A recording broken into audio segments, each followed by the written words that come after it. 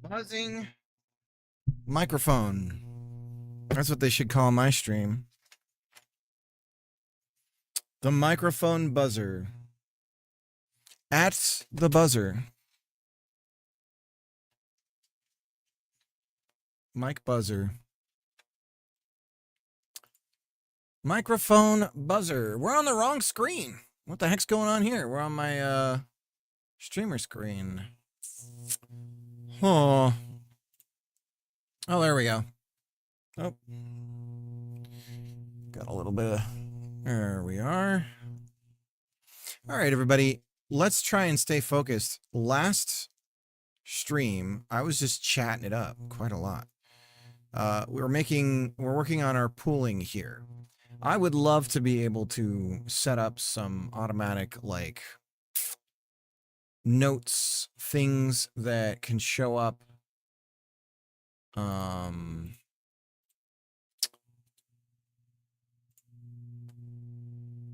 I don't believe we can do screen.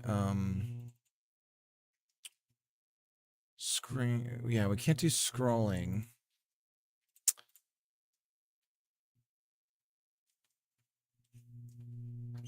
Yeah, buddy. Then she needs to come to me, please. I'm working. Okay, thank you.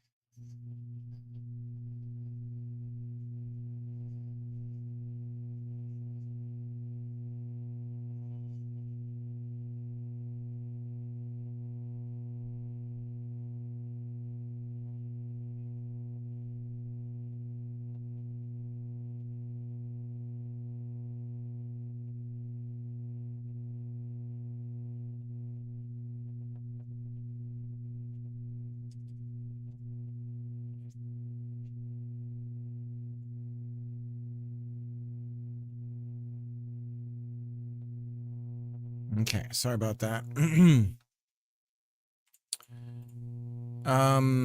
Yeah, I got a little distracted there already from the kiddo. So I've got a few things we're gonna throw onto from Discord. I put some notes for myself, and we'll throw those into our Obsidian Kanban. So we go over here, and I have it under the pin channels, and got a bunch of things here. So what do we got? We've got on-screen points, chains, score, final, score, screen, high, score, list, cutscenes, audio clips, intro, more enemies, Power-ups. We don't have a game. I don't have a game yet. We're gonna have to have a full loop. I gotta get a full loop in this thing, right? But I'm like, okay, well, we need this and we need that. We need the other thing. And this is just what happens when I'm doing this stuff. But okay, so we're working on our pooling. So we have an array of points, and we are creating the pool of points. And we are going to go ahead and what? Let's go ahead and throw this stuff. So we've got a pool of points. And if we run the game right now, I think there's just going to be a bunch of points in the corner somewhere. Oh, it's right in the middle. So we got a bunch of points right in the middle. Okay. I am Electro Pastrami, ruler of Sandwich-topia. Electronic, supersonic. And we have this show points. And it is centered. But we actually want to what? We want to be able to throw this somewhere else, right? So we want to be able to put this anywhere. Anywhere. So all that means is we would change the position. Okay. Show points. Amount.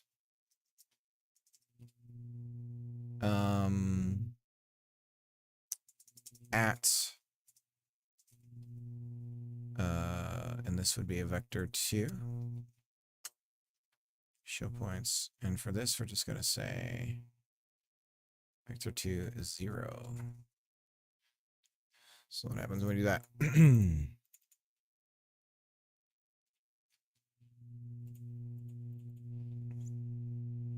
Still bouncing around.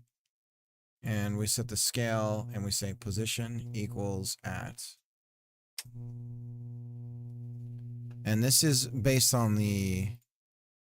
So yeah, now we're up in the corner. Okay. And we show points. We don't run show points. But if we run it now, are we up in the corner? We're up in the corner. Okay, so now we have a bunch of points up in the corner. Instantiated. So when we instantiate, what are we going to say here? We're going to say ready. And we're going to say visible equals false. So just off the bat, we're going to set ourselves to not be visible. Await, tween, finished, visible equals false. That's simple. And now, shouldn't see the points. We don't. And then what we're going to do is whenever we need points, we're going to tell it to pop up. And we're going to give it a timeout too, because right now, if we reload, it just goes away. And actually, when we go here, we want to say visible true. So we say visible true. You know what? We could do this after we await the process frame. Okay. And then we need to just wait a second. Tween time. Isn't there a tween? Oh, wait.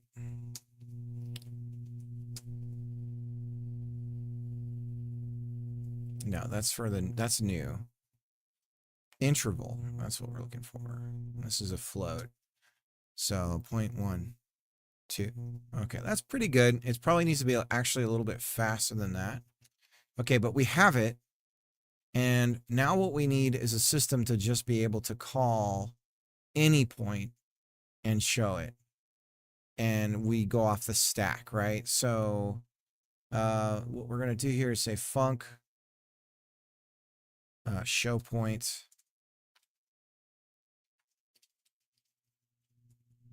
And we go here and we say value or amount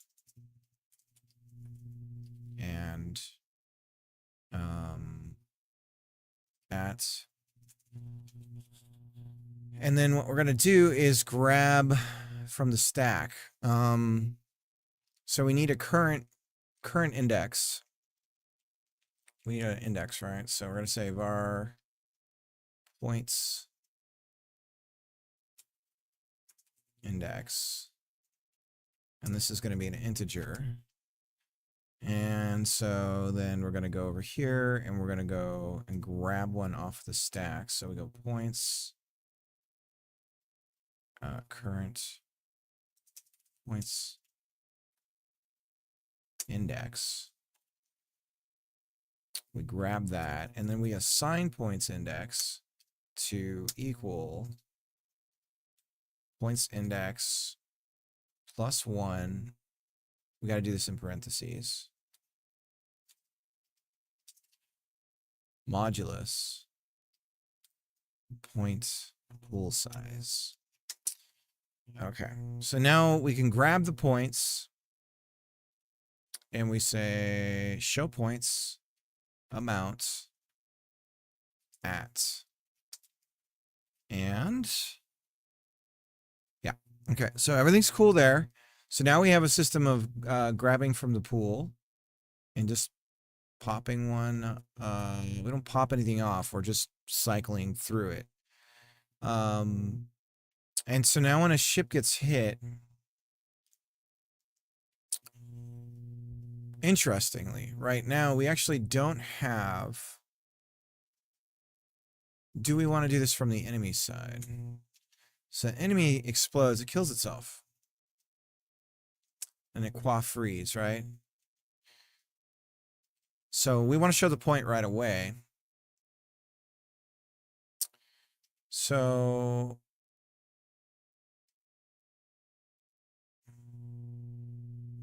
I say,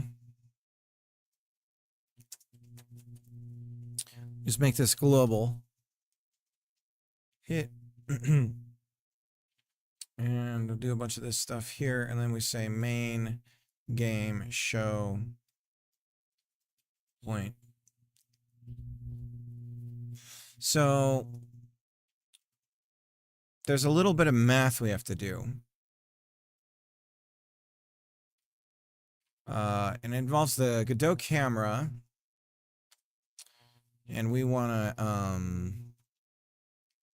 project from our 3D space to the viewport position.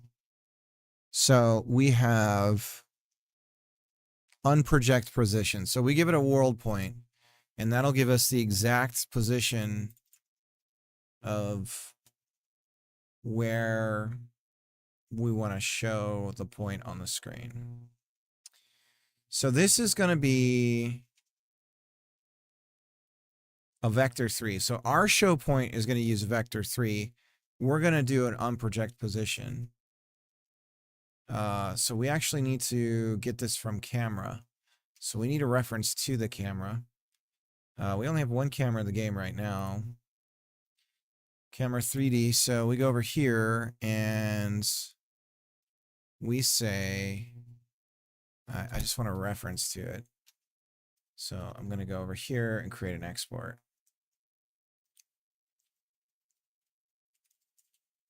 Var camera 3D, camera 3D. And we're going to say, let's put these in a group. Export group.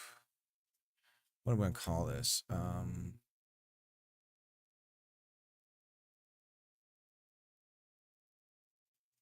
I just call it main for now because I can't think of a name for it. And we have some sort of error. Camera not declared. Okay, so this is camera 3D. Unproject position at. Okay, and now we can put that in here.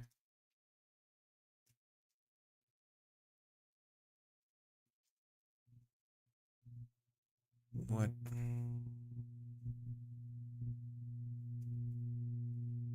I don't understand why it's doing what it's doing, but it's doing it.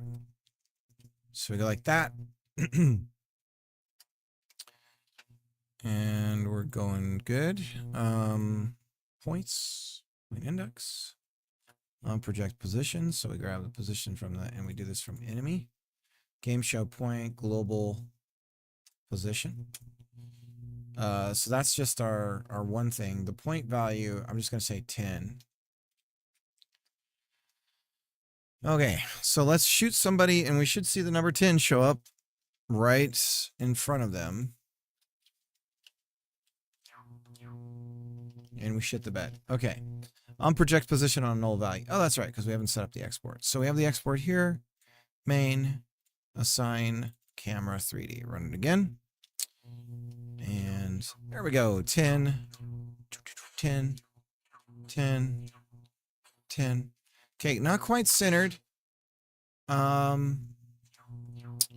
sure why. See 10 on those ones. Interesting that it's not being removed there. So it's showing it's getting hit.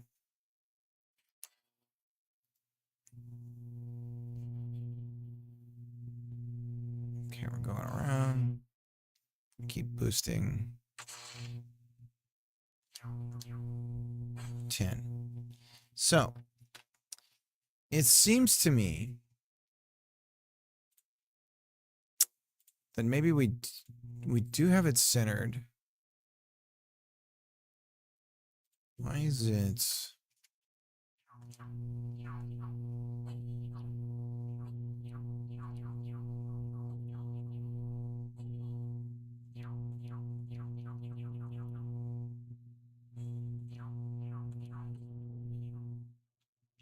Okay. And you know what? We could scale based on distance.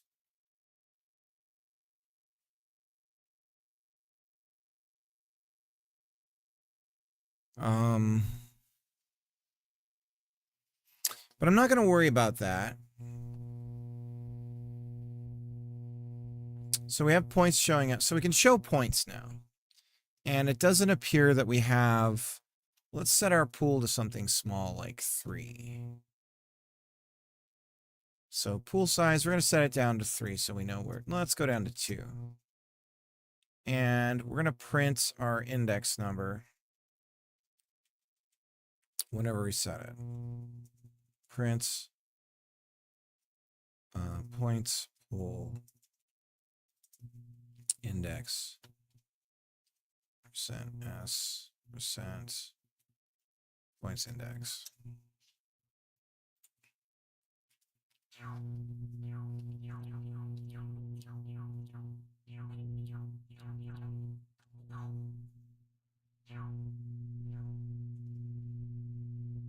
Okay, so we're alternating correctly.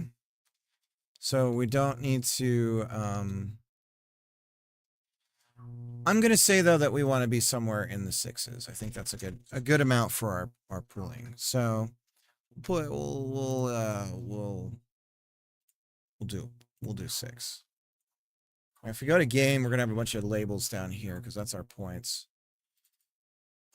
Points. So, how about we just have a cache node? We're kind of doing this already. Node cache. Okay. Is it caching?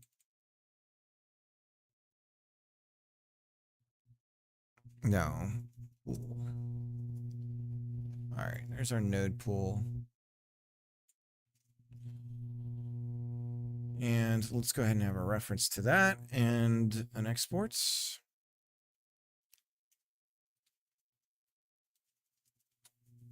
Node pool is a node. And we go here. Assign, see, back. And now when we do add childs, node pool.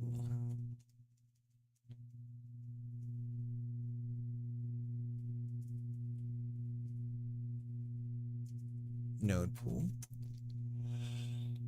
Okay. We can get rid of our, what is it? Sounds.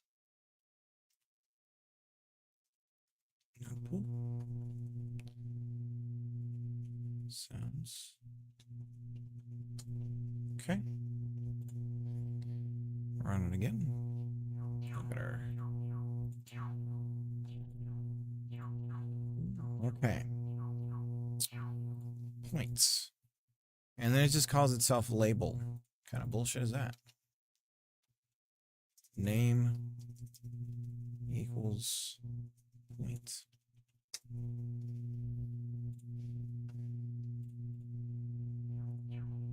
There we go. Okay.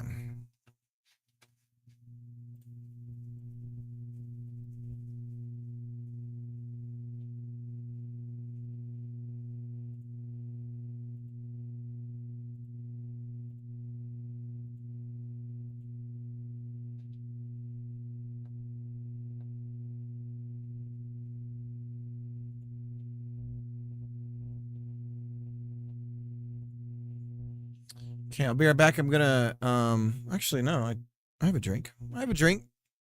I'm okay. Okay, so we can show points.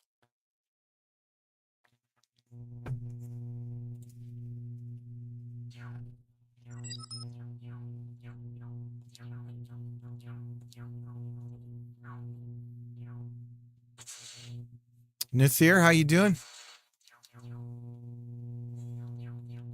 So why are we not... That's a bug.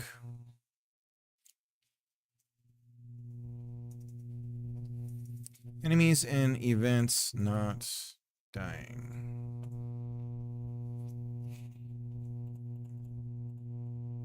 Hashtag bug. Okay.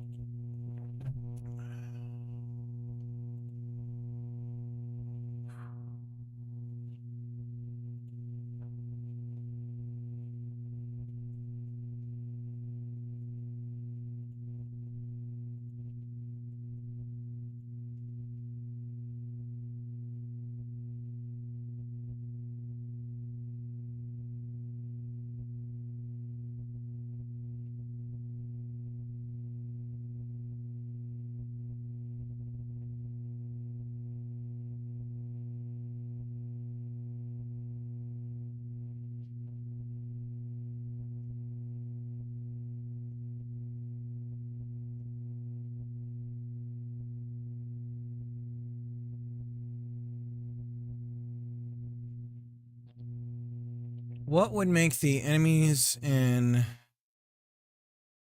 an event different?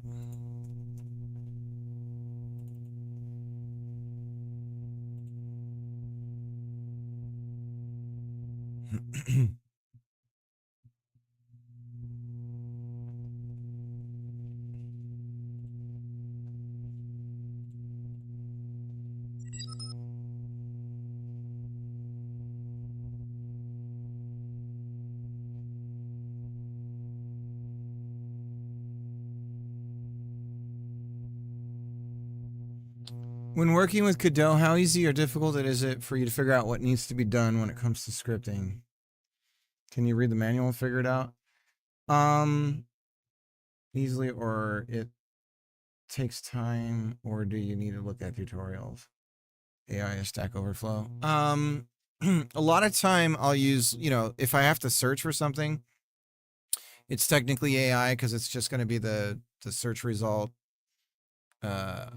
LLM suggestion. I'm always referencing the Godot manual. Like, that's why I have it I have it here, and I have it downloaded locally as well. I'm constantly having to look up. Like, if you ask me, how do you get the size of an array? Is it length or size? I'm going to forget. I'm not going to remember. And I have to check every fucking time. So, that I go for the manual. At this point of where I'm at with programming, The things I get stuck on are broader, not the individual thing. Like, oh, okay, once I decide I'm going to do something some way, the individuals of it is easy. But it's the broader stroke of what is the approach to said thing that's where sometimes that'll take me some time to figure out, which means I have to code something and get it wrong, and then I code something again and it gets closer to right. Um, so, and then of course there's just I'm using an engine and I'm hitting the walls of an engine. So let's say hypothetically you only had the manual. Could you figure it out? Yeah, for the most part. The parts where I'm going to get stuck are math. Like without the internet, math, 3D math in particular, all the linear algebra stuff, that's going to screw me up. And I can figure it out, but it's like a lot slower and probably not as effective. Although I have seen really smart math guys do things that are correct mathematically, but not a good way to do it, like from a performance standpoint in Godot. So it can be weird. But yeah, I think if I just had Godot and a manual, I'd be okay.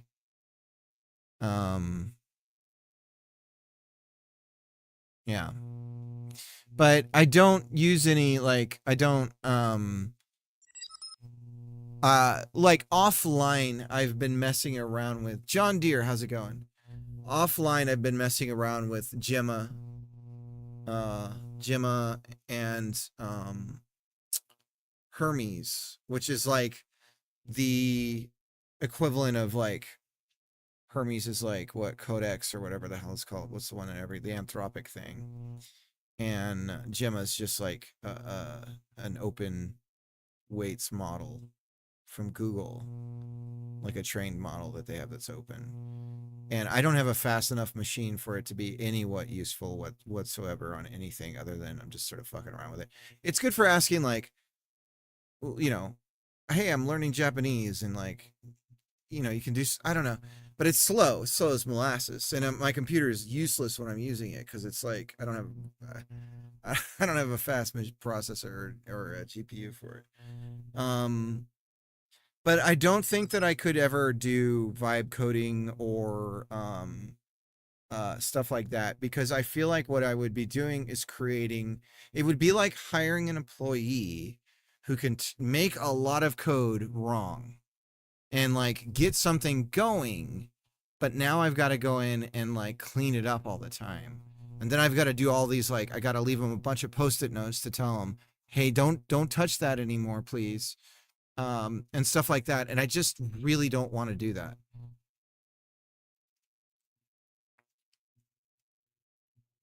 So my ego tends to get in the way when I have to turn to AI. So for me, it's not ego as far as like the AI stuff is like, you think about it, the Google, like for instance, the Gemma model, the Gemma 4 with the 4 billion points is like 6 gigabytes to download, which is like, it's a wild to think that basically a compression of all human experience is in 6 gigabytes. Obviously, that's not accurate, but you essentially have this like thing that you can talk to. Like if you were stuck on a spaceship and you could talk to, you have this thing that's super small that you can talk to. And that's pretty incredible. I keep hearing that Gemma sucks. I haven't seen it. I mean, there's higher, there's the 12 billion and now there's a 24 billion one. I can run the 12 billion one, but not anything higher than that. I suspect some of that is bots trying to sway opinion, because for me it's been fine. So, but it's obviously it's condensed and it's only accurate up until the beginning of the year because how that works, but it's a huge compression of information, right? I mean, what, like, I think there's a lot of like propagandizing when it comes to this stuff, where you're gonna the guys who make money off of tokens are gonna want you to be hooked on their systems and stuff. I am desperately trying to create a way of staying. I don't want them to have my information. Talking to an LLM is weirdly a personal thing, and I just don't want to concede that. I use AI for pieces of information, not whole scripts. Go step by step. Yeah. Yeah. But you know, like, it doesn't program the way I would program. So like, if I ask it to make me something, I'm going to look at it and it's just going to be like, no.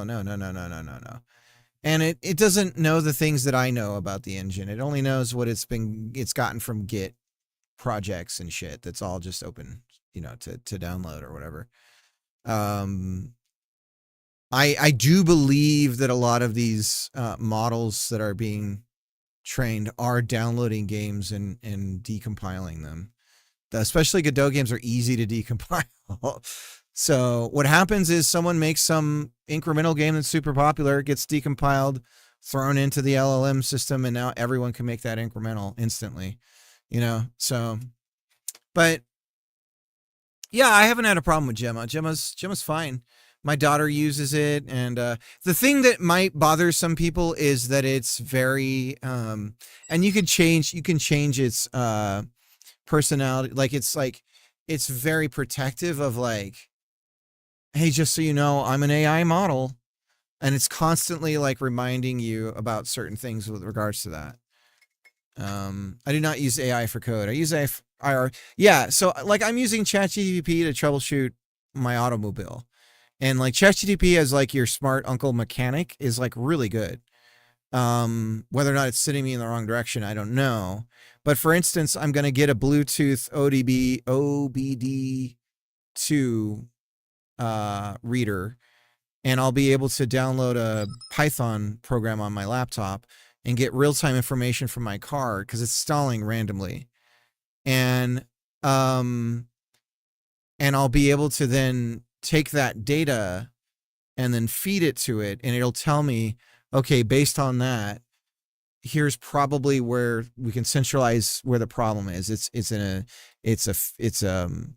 you know, it's electrical, or it's air flow or something like that, right? So that's really cool. Notebook LM is so underrated. Using Notebook LM, you can add documents to it, and it treats it as a RAG, so the information is based on those documents. Yeah, I mean, I do that with Gemma. I can give Gemma, like, hey, here's a PDF, like, I'm going to ask you a bunch of questions about it, you know, or whatever. But maybe you're talking about something I'm not familiar with. Notebook LM. Is that like an agent that uses LLMs? Or is that a Marcus?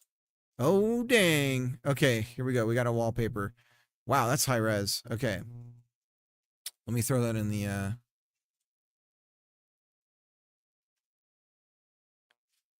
let me get that on the, what is it? Style, background. There we go. There it is. So people have learned that AI used by corporations on their websites will answer questions not related to the company and services. You can apparently ask it to help you with whatever, math program, etc. Yeah.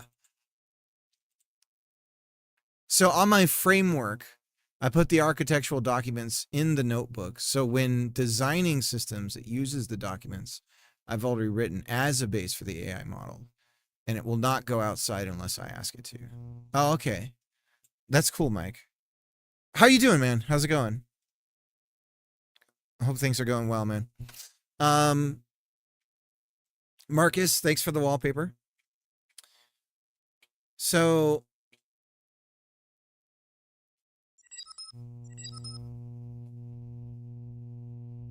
RAG plus LLM.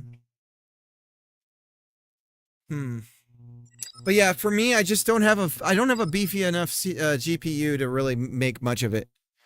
And frankly, any LLM I run crashes all the time, and I'm not sure why. It's constantly crashing, and it's like, it's spent like thousands of tokens, and it's like, I'm like, damn it. So that's kind of a pain in the ass. Doing okay. This week I meet with the doc for an update. All right, fingers crossed. I hope it's good news.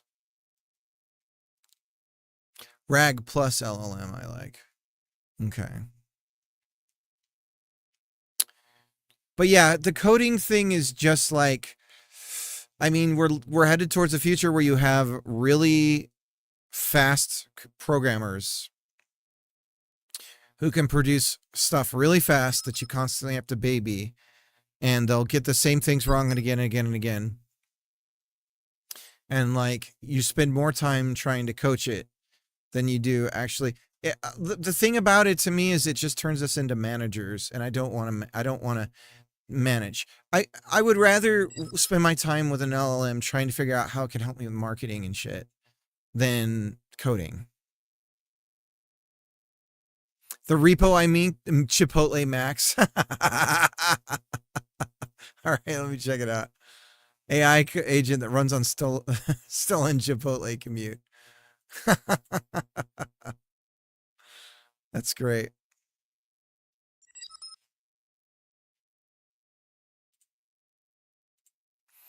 I use the AI and LLM systems as a project manager and planning assistant. It helps me manage tasks, specifically with ADHD and my health issues. See, it's wild to me that some of the most useful stuff that an LLM could do is censored. And like when you try to use it for like medical diagnoses and stuff like that, it's like, yeah, I'm not going to do that. And it's like, that's life altering, dude. I'm sorry, but in the States, you can just have especially if you're in a small town, you're fucked. You got one physician or whatever. And it's like, and he's just like, well, you look fine to me. Blah, blah, blah, blah. And it's like, okay, I guess I'm fine, but you can get really specific about a problem. And it's just like, oh yeah, this is like, this just started happening. And what age are you and your weight and all this stuff. And it's like, oh, okay.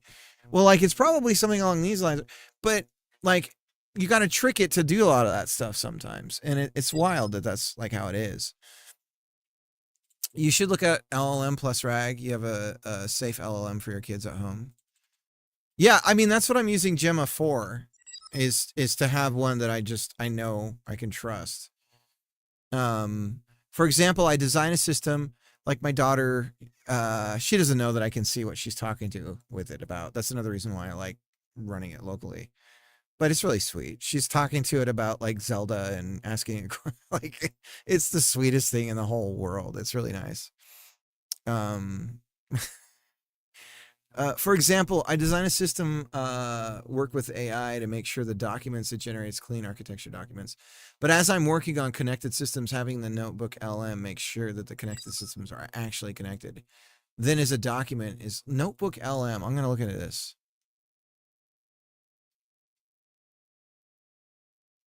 Yeah, it's running from my computer. Yeah, I'll check this out. Notebook LM. Does it run on Linux? Is this a CLI or is this a program?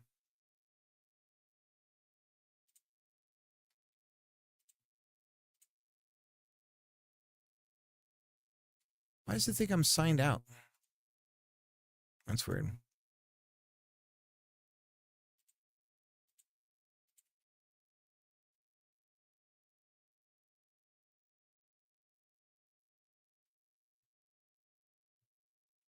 Interesting. I'll check it out.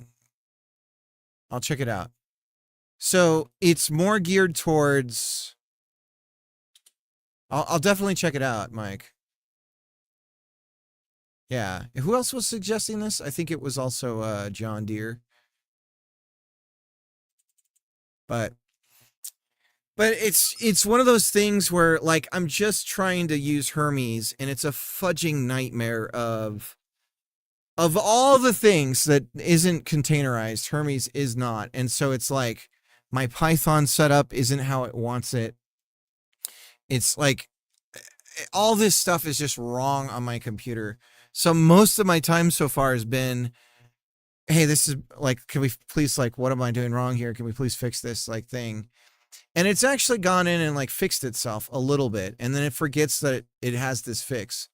And then I'm like learning about, oh, memories. Okay, so you use memories to like give it long-term instructions that it always follows. So then it's like, okay, I throw this in a memory or whatever. And so, I'm learning how this shit works, but it's weird. And it's so far not been useful at all because I can't get it to fucking use Google Calendars yet.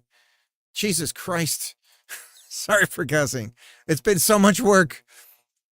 I'm actually doing the writing for the book, and I've been using an LLM for a sounding board for a book. I've been actually writing for the book, and I toss stuff back and forth for the AI.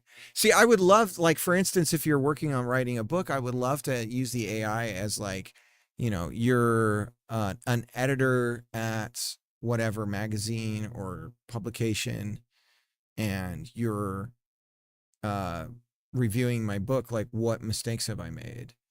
Like syntactically or whatever, and like have it like basically redline like errors in my book. Not give me opinions, but tell me where I'm wrong structurally. Stuff like that. That would be cool. Hey you. Yeah. Yeah. Hang on, I gotta say hi to my wife.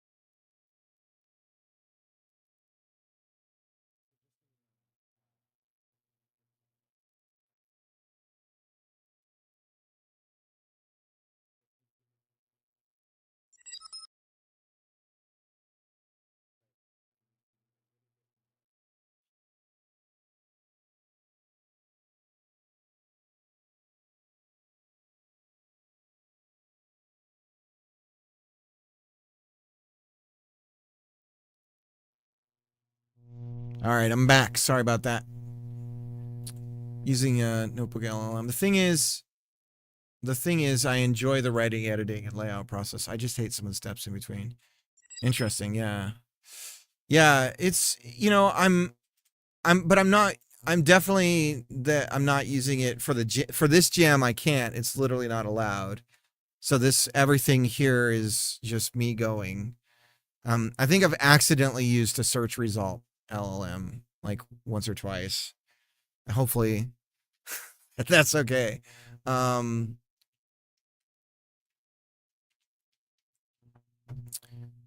But I do think that there's going to be a massive bubble popping at some point when they have to charge per token realistically. And I think there's going to be a huge contraction. And I don't know what it's going to look like after that, because that's when reality hits. And then it's like, this is what it really looks like. And I think the truth of it is, it's going to look more like running an LLM on your GPU. And I think the way that they're going to be able to turn a profit is by making the points of data smaller and not as good.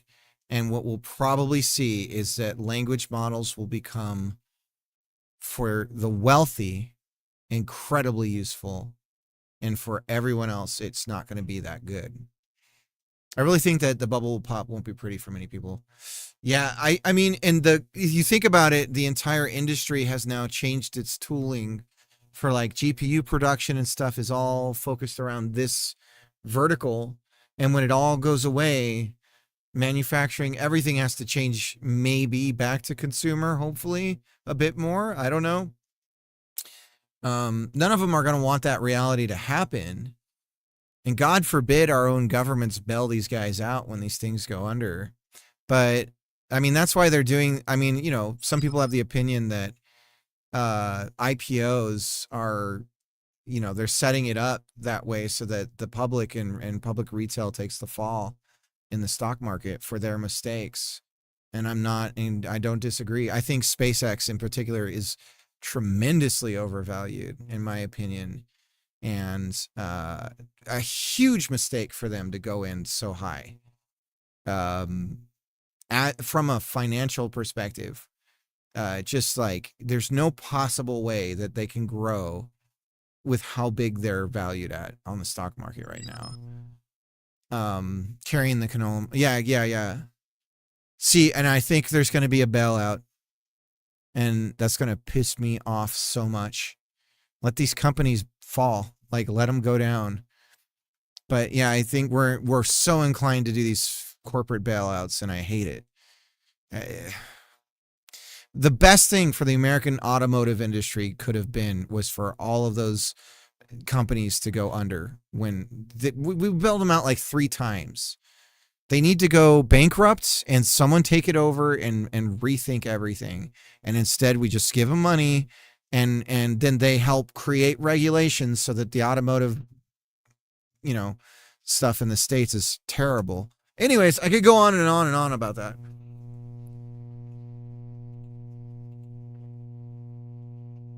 Okay, so we have our points. But yeah, I mean, I have so many conflicting things about artificial intelligence with the language model stuff in particular.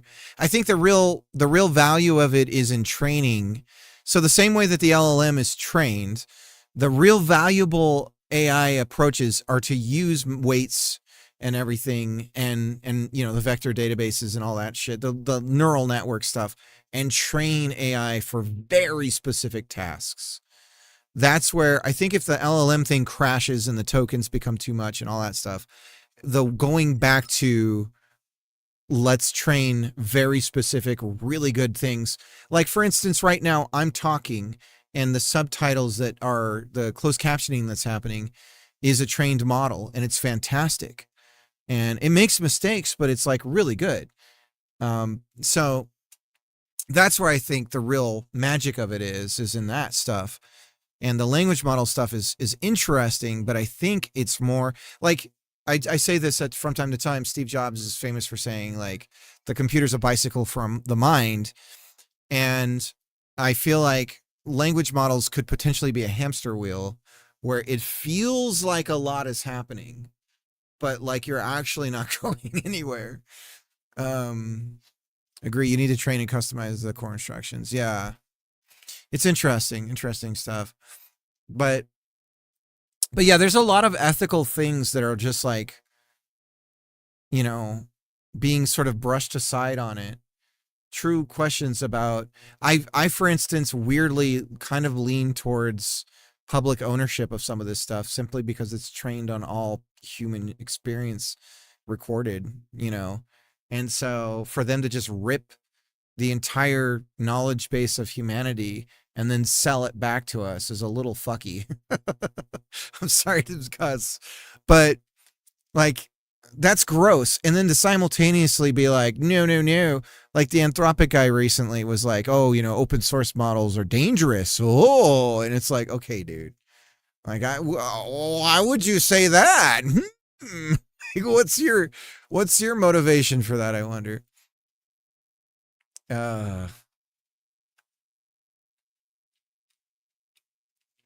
Okay, so enemies and events not dying. Let's try and figure out what's going on here. We're going to set up a breakpoint on our enemy here when we get hit.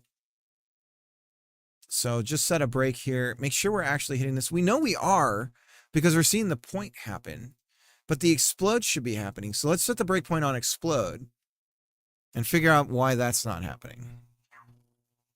Okay. So we're going to boost past these guys.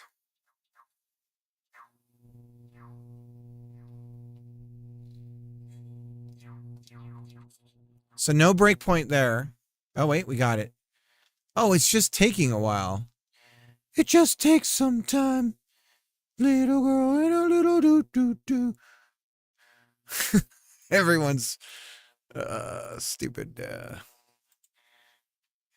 Be all right. Oh, that's why it's happening. We're running an animation player. Oh, heck yeah, Indie Star Fox. Yep, that's what we're working on. I did start singing though. So what's happening is we're on our rail. We're running. Yeah, that's what I'm going for, John Deere. That's the plan here.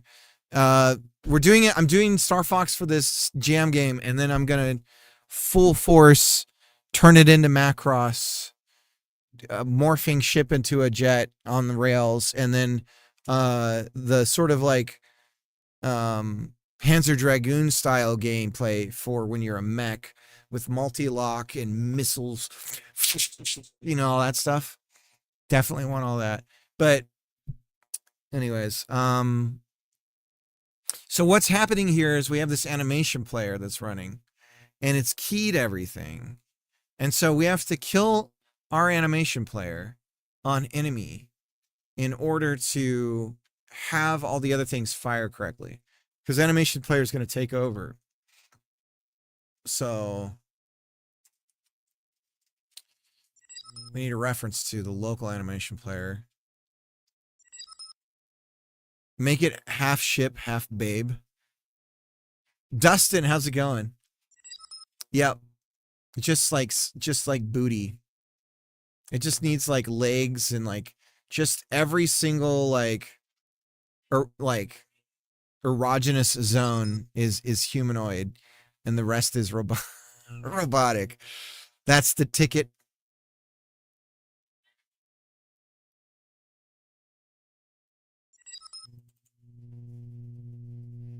Big old saggy milkers. The SS milkers. The USS milkers.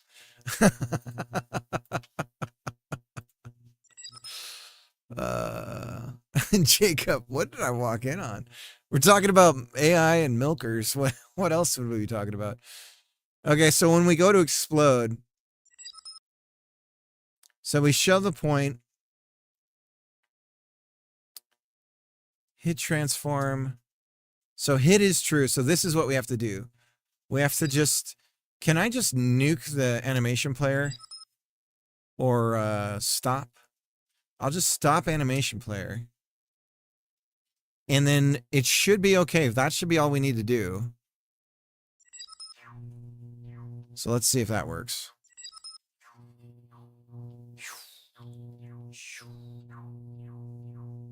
And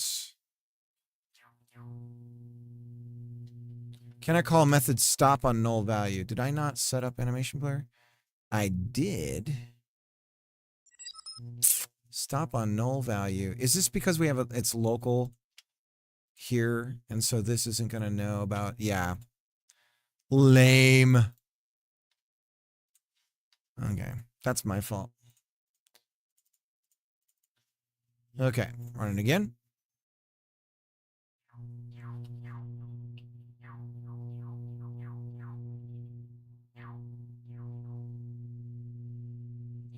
There we go. Okay. Problem solved. Let's close that out. Enemy is not dying. Done. We got points on the screen. On-screen points. Done. Okay, what's critical here? Patreon integration. I was thinking about doing something like that. I was thinking about doing Patreon for this game as a way of allowing tipping, essentially, without a huge cut being taken out of it. Because I think Patreon actually doesn't take that much.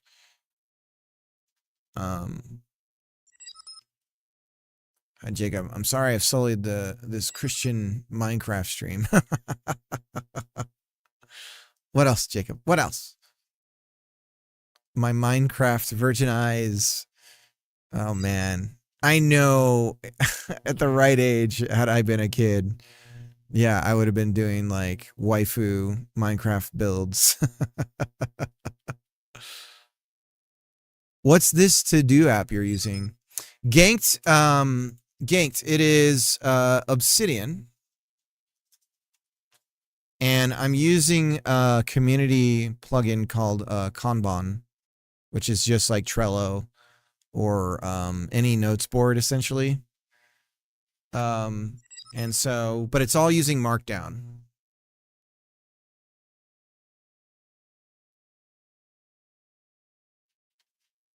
Yeah, obsidian.md is where you can get it. But then it's also like a note-taking thing as well. So, but it's Kanban. Yeah, it's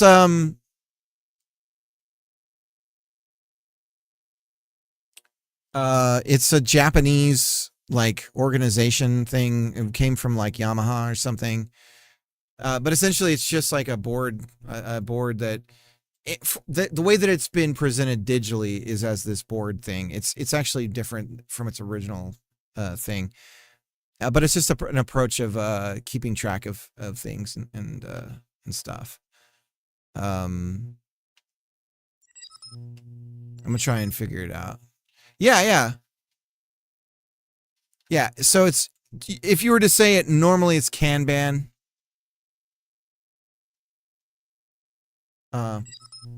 But in Japanese, the A is an A. So since it's Japanese, I figure it's probably Kanban.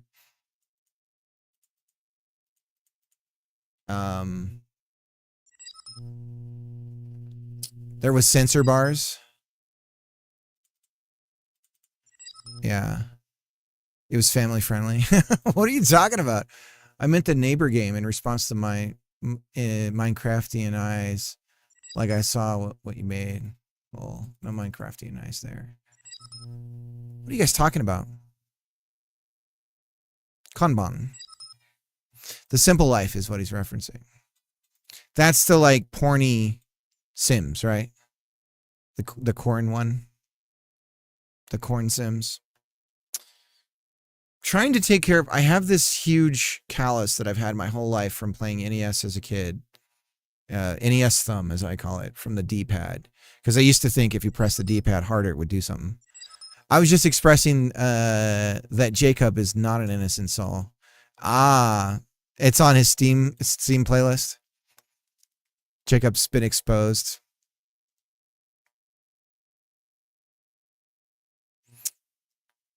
Wait a minute. A lot of these published like indie guys, can you see what they're playing just by clicking on their that'd be funny to anyways. No, the fact that I made a Sims game about being attacked by a creeper. Oh. Yeah. A nude creeper. Oh, this is true. I thought it was a fantasy game. And it was like like I hope this happens to me kind of thing. I'm sorry. I gotta stop. I gotta stop. Okay.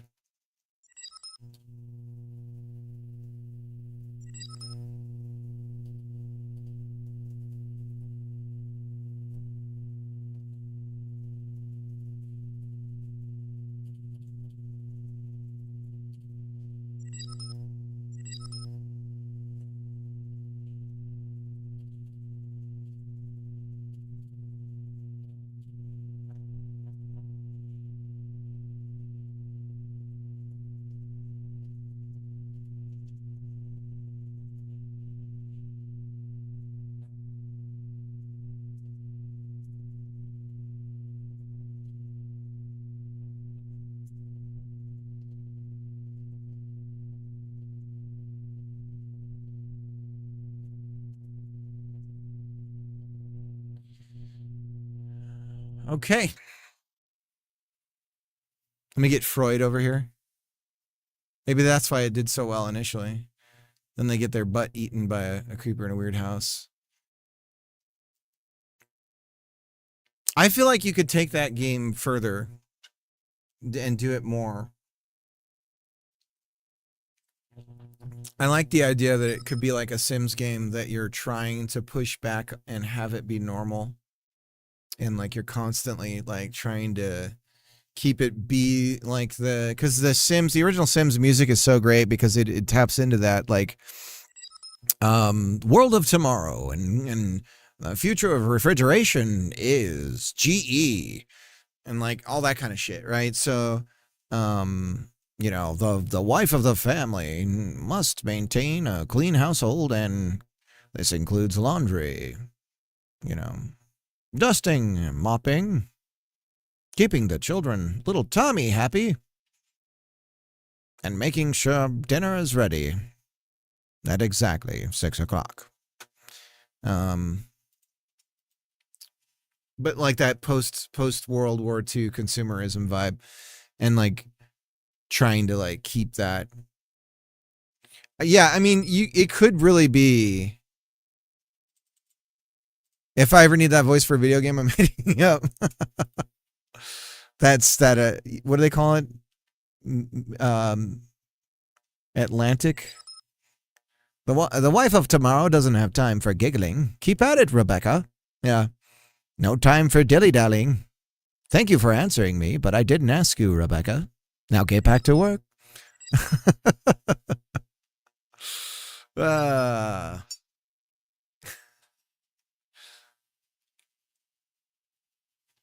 In the next scene, she like wants to say something, but he's like, Rebecca.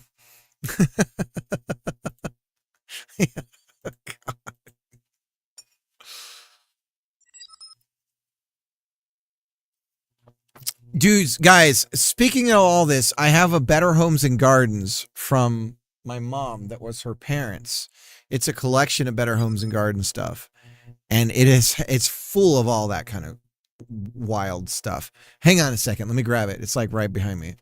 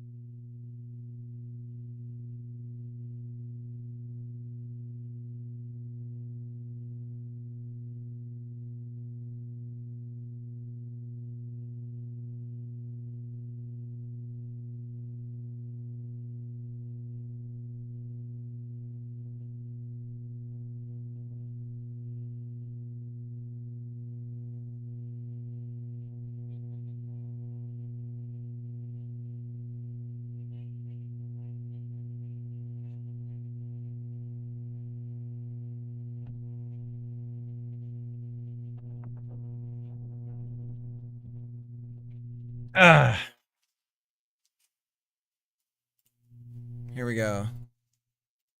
So this book is from 1949. It's green. Can you even see it? Yeah, you can. So we're not sure if they cut out a bunch of stuff and put it in here. Let me find something good. Here we go.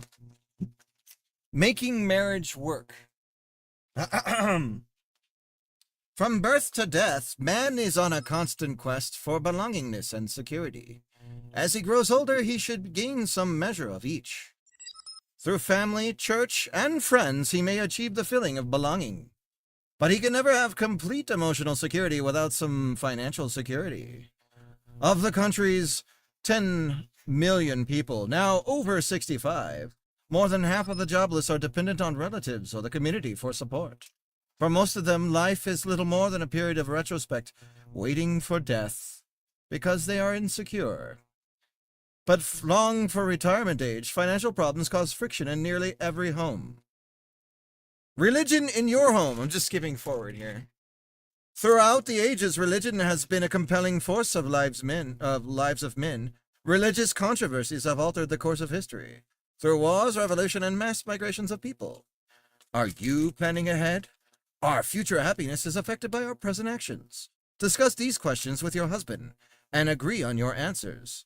The size of your score will be a measure of your joint money wisdom. Answer yes or no. It's like the early Cosmo things, but like, how great is your husband? You've accidentally opened the fridge. Oh, it hasn't been long at all.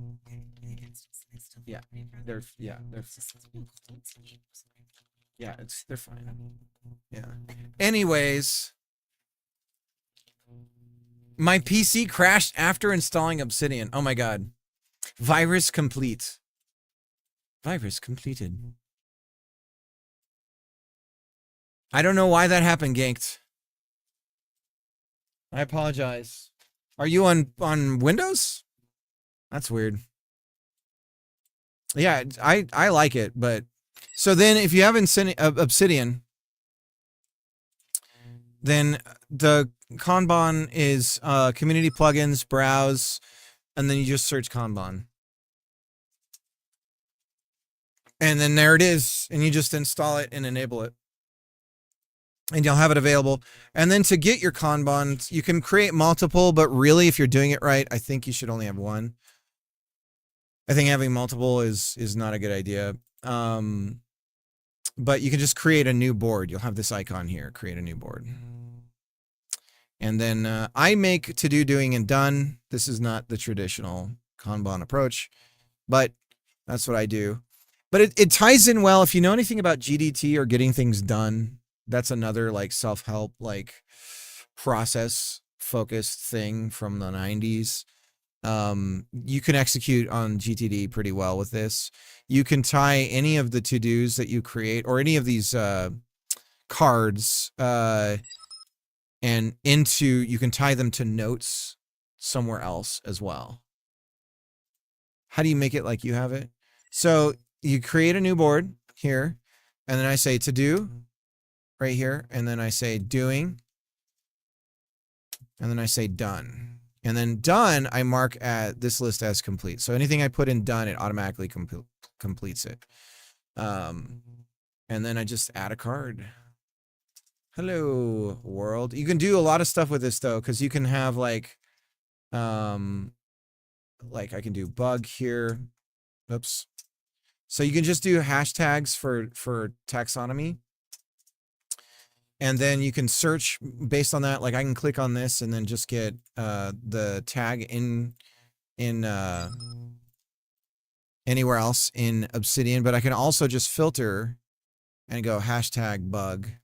And then all I'll get is anything that is a bug listed in here. And then you can do other things like you could you can, like I actually like to have them below. So you can go into your settings of the Kanban. There's global and local settings. So you can do global settings if you have multiples. But you can do colors. So tag color here. So if I say hashtag bug, then I can say that it's red. I'm going to make it a big red bug. And then the text color is white. There we go. And now if I close this, my bug here has got red text on it. So anyways, oh my God, thanks a lot. I was looking for something like this and it's perfect. Nice. And then just so you know, you can always look at open as markdown. So this is actually what it is. And even this is not actually what the text looks like. Source mode. This is what it actually looks like in text. So it's not some weird program thing. You can throw Obsidian away and you'll be left with this and still be able to use it. And this stuff actually, Obsidian combined with language models and agents, like agentic stuff, is a really good combo. So, but anyways, back to this. Like you can, it doesn't matter.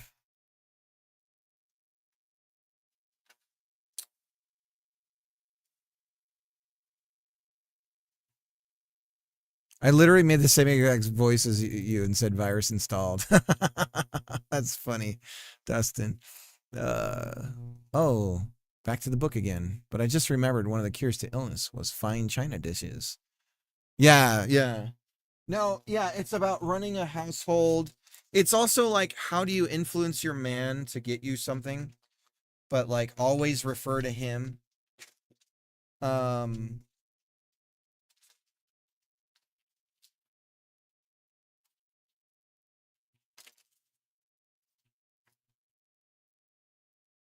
It's wild. People are like, oh, things haven't changed. And you look at this and you're just like, my God, I can't imagine going back to this.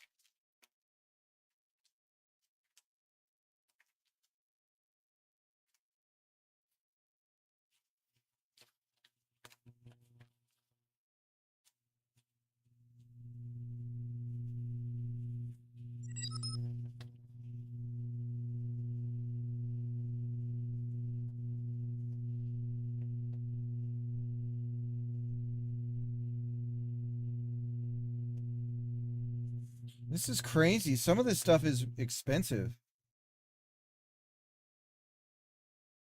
I was just looking at cabinets, and it's the same price as what's in here. That's the easy Christmas quiz for husbands who are in love with the girls they married.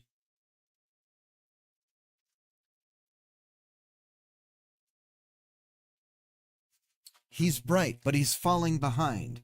When a child goes into a slump, check his food intake carefully. This way.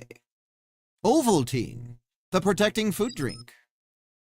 Read what food values you get in Ovaltine mixed with milk. High quality protein, essential for building body and nerve cells.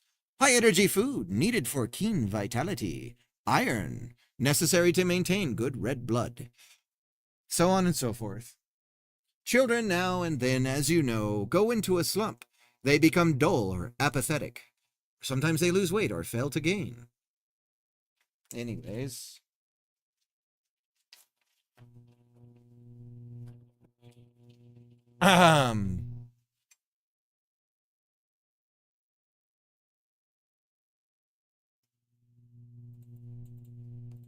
But bro, yeah, you missed my other chat. It had so many bad suggestions.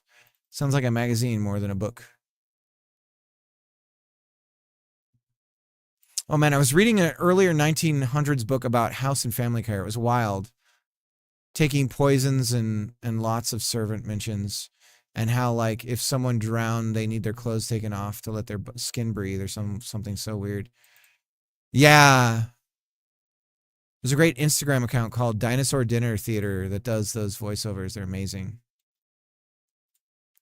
I'll check that out. Oh, I don't want to.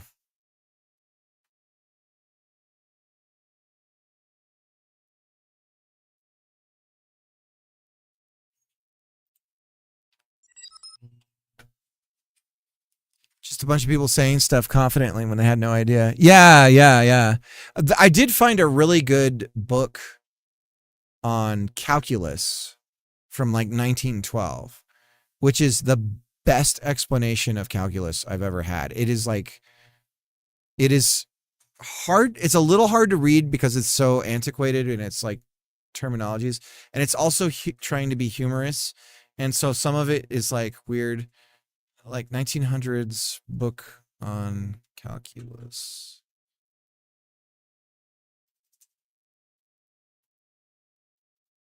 Let me see if I can find it. Calculus made easy. This is it.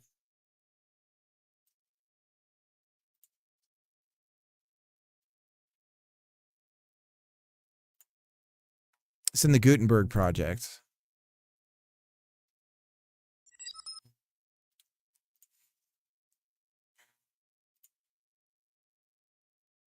Interesting. Can imagine math books age better since it requires. Yeah.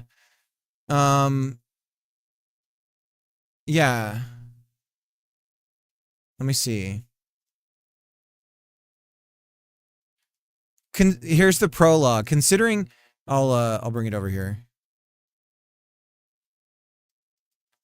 Considering how many fools can calculate, it's surprising that it should be thought either difficult or a tedious task for any other fool to learn how to master the same tricks. Some calculus tricks are quite easy, some are enormously difficult. The fools who write textbooks of advanced mathematics, and they are mostly clever fools, seldom take the trouble to show you how easy these calculations are. But it just goes on, like, here we go. To deliver you from the preliminary terrors, Chapter 1. The preliminary terror, which chokes off most fifth form boys from even attempting to learn how to calculate, can be abolished once and for all by simply stating stating what is the meaning in common sense of the terms of the two principal symbols that are used in calculating. These dreadful symbols are 1. D, which merely means a little bit of. Thus, dx means a little bit of x, or du means a little bit of u. Ordinary mathematicians think it's more polite to say an element of instead of a little bit of, but just as you please. But you'll find these little bits or elements to be considerably indefinitely small. And then this weird thing, which is merely a long S and may be called, if you like, the sum of. Thus, the sum of dx means the sum of all little bits of x, or the sum of dt means the sum of all little bits of t. Ordinary mathematicians call this the integral of. Now any fool can see that x is considered. Anyways, it goes on, but it's actually really good at explaining calculus. I'm learning. It's happening. You're doing it, Peter. Yeah, let me send the. I'll send the Gutenberg link.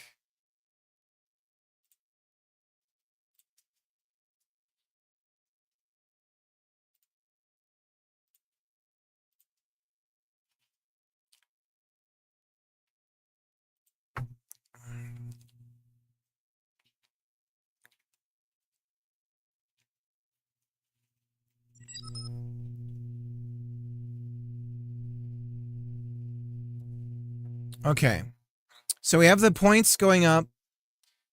We need to keep track of a score. So I think what we need to do then is we need to expand on show points. So I think we need to have enemy types.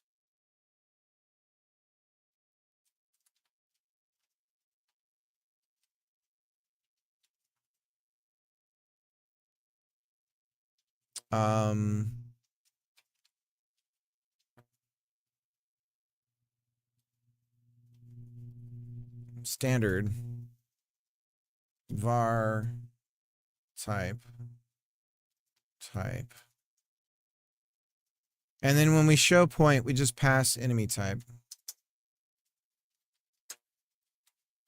And then over on our games, when we're doing show point, instead of amount, we say enemy type,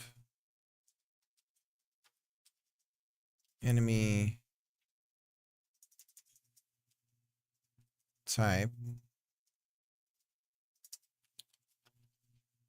Enemy type's never used. And then basically, we'll just do our own little, we could have a, you know what, we'll have a point lookup. And we'll just do,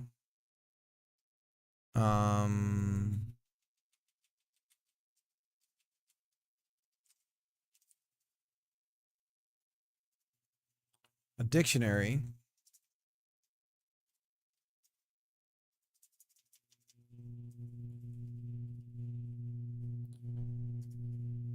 How does it work with dictionaries? It's one of these. Enemy type standard is 10 points. And it's colon, comma.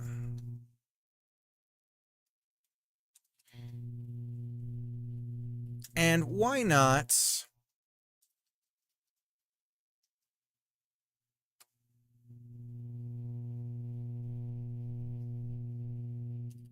Why not make this a resource?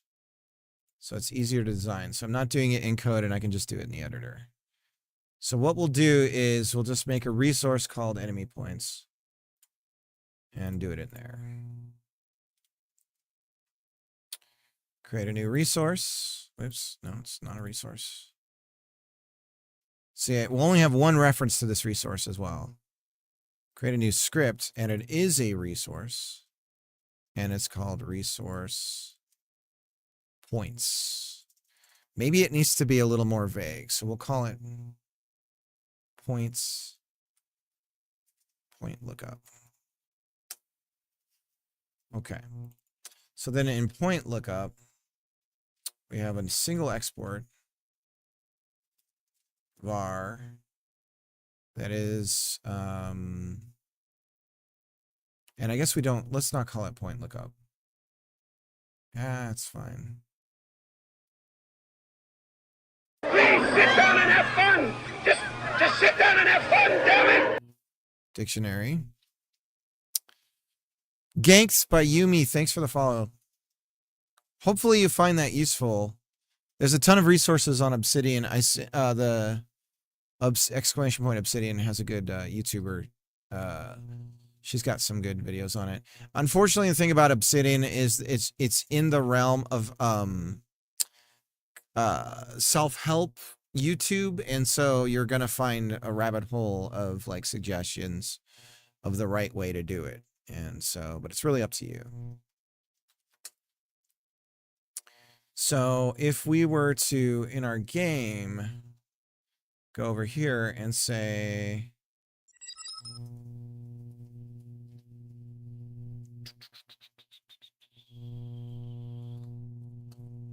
export group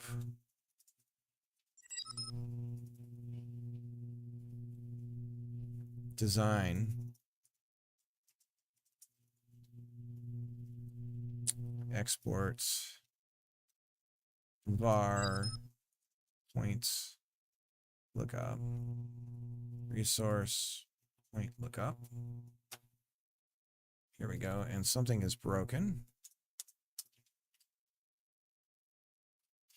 Mounts.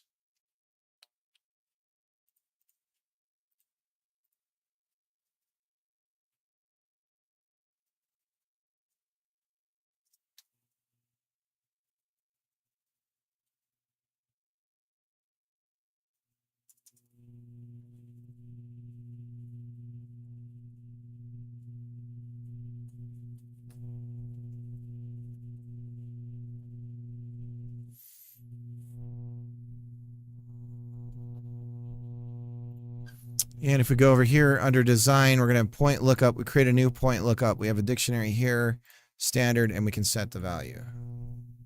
It's that simple. And we add that in there. And now we have 10 points assigned to standard. And let's just make it a weird number just so we're true. 1337. Okay. And make sure.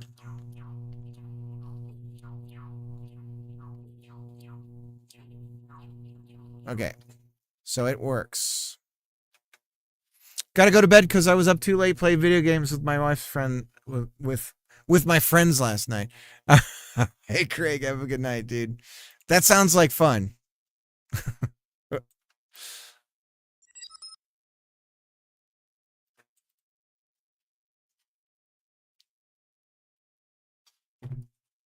gonna go grab a drink. I'll be right back.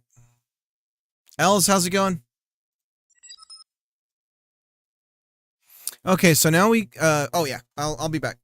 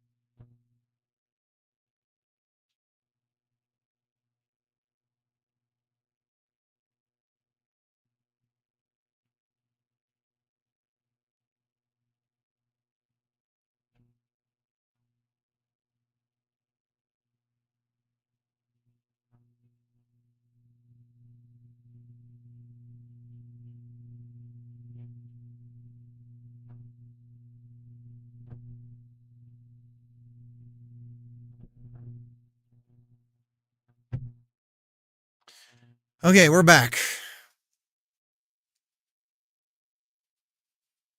How's the jam? It's going all right, Els. I feel like I've kind of hit a holding pattern, and I'm just working on things, and I still don't have a game yet. Oh,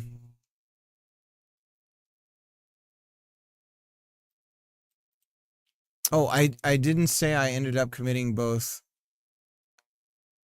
Oh, I didn't say I ended up committing. Bought some PAX tickets for my wife and I, and got a hotel. Will be super cool to meet you all. Nice. Yeah, I was in Jotson's stream trying to convince him to come. I think you popped in when I was talking to him about it. Yeah. Sweet. All right, we got to get together.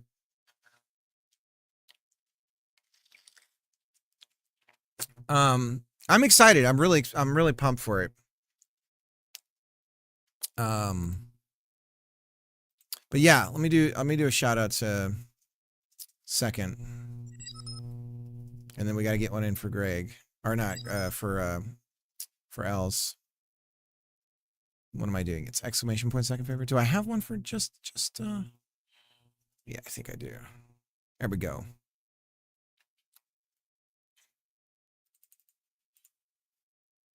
PAX West is amazing. Vibes are good. I just according to Second, slight odorous smell of urine permeates, but been going since like 2016, so it's my 10-year Annie with the whole thing. Nice.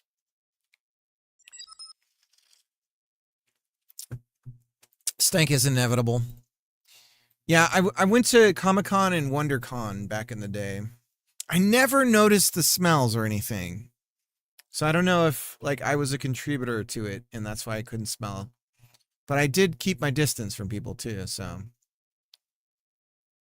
I always joke if my kids went with me, I'd be worried. Like where they do the cosplay and stuff, I'd be worried one of them would get pink eye because they would like not be looking where they were going and bump into some girl's cheeks or something. In PAX, it just takes one stinker. Yeah, the real problem is you just don't want heat, right? If it's hot outside, then you're just creating a recipe for who knows. Anyways, yeah, so I can show a bit of what we got going on here, Nick. Got points popping up when you shoot bad guys. We can fly around, we can boost. We got animated bad guys that we can control, engage in. And then we have this cool, we're going up. I'm boosting. And then we're going through the pipe. So we have some rail stuff that we can do, and then we're going down. Whoa. Anyways. So it's all proof that this stuff is working. Here you can see the actual rail. So this is just a curve of points, and we can just make it go anywhere. And eventually, like once I'm out of the jam game, we're gonna have multiple potential routes, and so then those will fork off into other rails and stuff. Sometimes it's hot in Seattle, which makes it worse. Yeah. 2016, the tickets sold out in like an hour. It was insane. Convention floor was insane, but it calmed a lot, especially since COVID. Yeah. Well, that was 2016 when it was really closely associated with Penny Arcade a lot more. Is it pretty much separated from Penny Arcade in terms of like its associations? Or are they still like kind of involved in it a lot? Oh, they split up. Okay.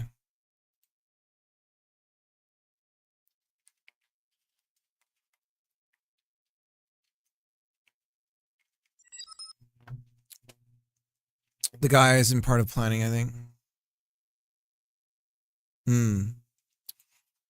Yeah, I remember seeing like weird documentaries about some guy who joined Penny Arcade that sort of took over like everything and started PAX and was like really go-getter. I don't know why I remember that. But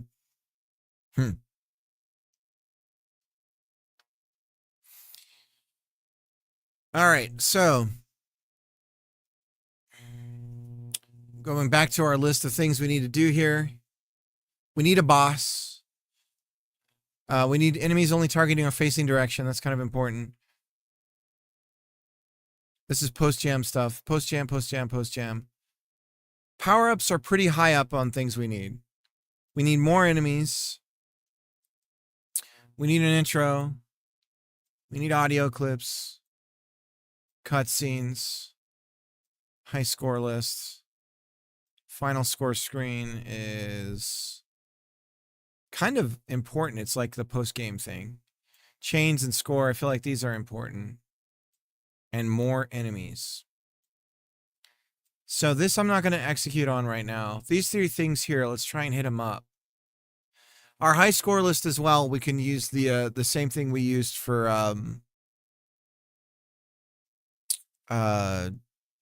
Rootin' Tootin', which is that, oh heck, I don't even know what it was called. Godot high score online. Silent Wolf, is this it?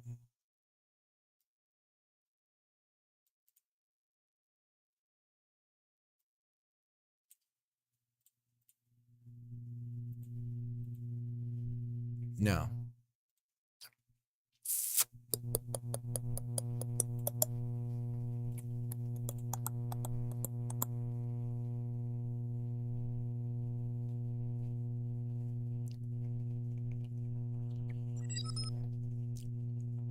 Package tickets have changed dramatically. A few years ago, there was a little Groupon to get a cheap ones for after a while.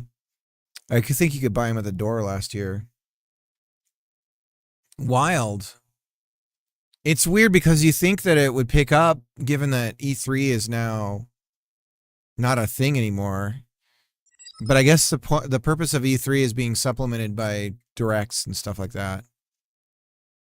Oh, so much more capacity. I see. I'm gonna do a search through my password locker and see if I can't find the service I use, because I can't remember what it's called. Well, you know what? Let's go check out. I'll just go to my itch page. How about that? cricket.itch.io. And we'll load up Rootin' Tootin' just to see what we got. Because maybe the high score system is on there somewhere.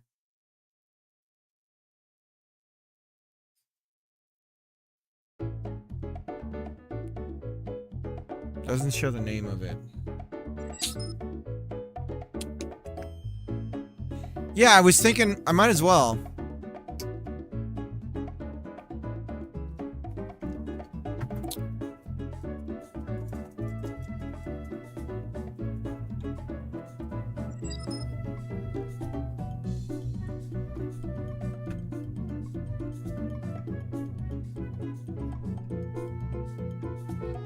This is it.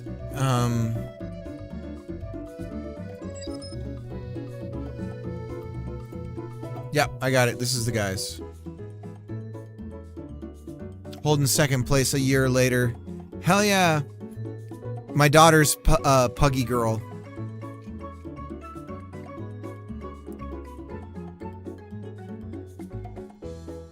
What's the most recent? The Great Gallius. Somebody played this.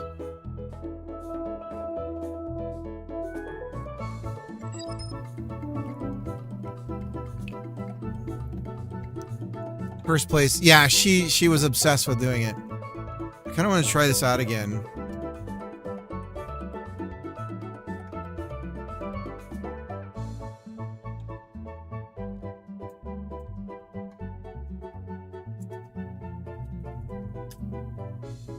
Howdy! Welcome to Rootin' Tootin', sugar. I really needed a way to Tap skip Q this. and P to go forward, or if that's too much for your city fingers, just hold them down to go automatic like. Just tapping Q will get me spinning clockwise, and tapping P will get Is me this the last spinning the jam other game? way. Yeah. If you won't, W and O will back me up like a bad decision. Something go wrong? Don't cry, Puddin'. Hold R to reset.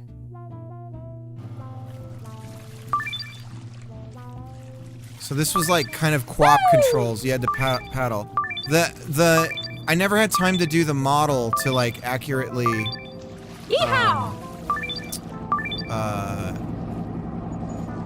show the paddling. So it just is like them cans ain't for recycling, sweetheart. They're for wrecking boats. And space cars, your launcher. you can throw. Well, ain't we cozy? Woohoo!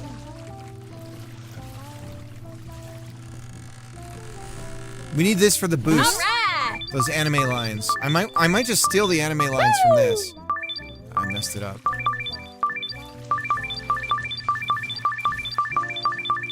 I was possessed when I made this game for this jam. I thought for sure I was gonna place way higher than I did. I'm still kind of bitter about that because like, whatever. Yeah. Hang on, I just want to get I just want to get one of the beach balls. Oh. Go underneath the boat there. Yeah, see the map there. The map is inspired by Lake Nacimiento in California, Keep an eye out for them which is soda shaped like a cans. dragon in That's real one life. of the points right there. They ain't for drinking, they for sinking. Hit that space bar to let them fly. But like getting her voice to not All right, always y'all, scoop up them sodas, hun. They ain't always for be drinking, talking and they stuff, for like sinking. getting that going Hit was that like space this bar to stuff. let 'em fly. was like a really You interesting alright? I learned thing it by to solve. watching you. So like figuring that out and like getting the timing right on all of it, the fog and like the draw distance and like all of that stuff, like I'd never implemented any of that. Precious. Like a lot of things started clicking for Yeehaw! me. Oh god, don't hit the button, don't hit the boost, it's gonna take me the wrong way. But yeah, my wife did I got a level editor going and my wife, I was like, here's how you lay things down, and I had her like start laying a bunch of stuff down. So she started, we used an image of a drawing of a dragon to like lay everything out. All right. Woo! But it turned out really well. I didn't know that the public could vote in the jam, and I think that's why I placed so poorly. The controls were really tough for me. Yeah. Yeah, Wallaber was pretty brutal about the controls. But I just had like this idea of how to do. I was really borrowing from Tubin, the old arcade game, which is like a 5-button arcade game, and you paddle, like there's paddle forward and backwards for both hands. Once I locked in on that, I just stuck with it. But I keep thinking about, I have this whole system of water and physics and everything, and the shader, and like a bunch of stuff, and I'm like, what could I do with that that's like water based? Do something interesting with it, maybe. All right. So we have the dashboard stuff here. Tubin, can we do a new one? New game, Cyber Shmup.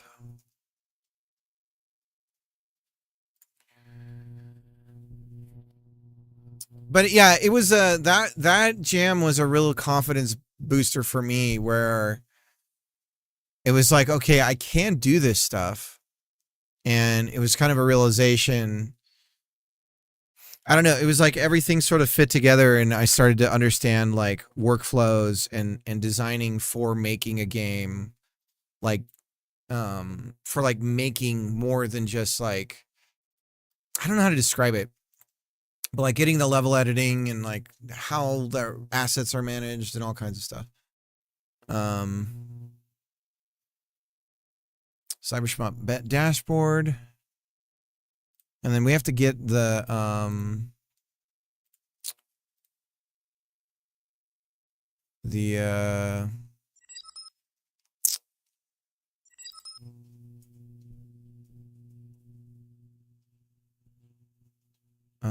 do we get this installed?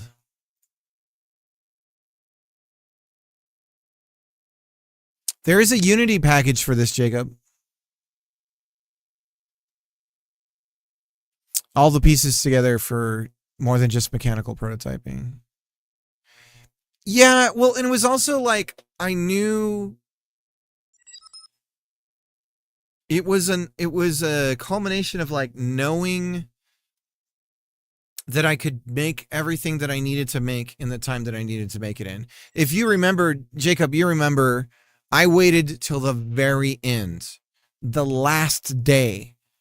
I was building all of the systems for this and paddling in the same area, like over and over and over again. And then on the last day, I was like, okay, everything's in place. Let's make the entire world, right? My wife had laid everything out, but it's like we needed routes and pick me ups and like, or pickups and all that stuff. And like, I spent the entire day just making an actual level with everything that I had built. So that was really interesting to be able to like trust that I was going to be able to do that in the time. It was really fascinating. You crashed hard on it. Yeah. Yeah, I got really sick. Yeah. And then I couldn't participate in the review process and everything as much. And I feel like I was like, oh, is that why I didn't do so well in the jam? But it was because it was open to the public. And so people had their friends ranking it. I didn't know that was a thing in jam games. And so, because there were a few games that were outright broken that scored really high. So I was really confused about that.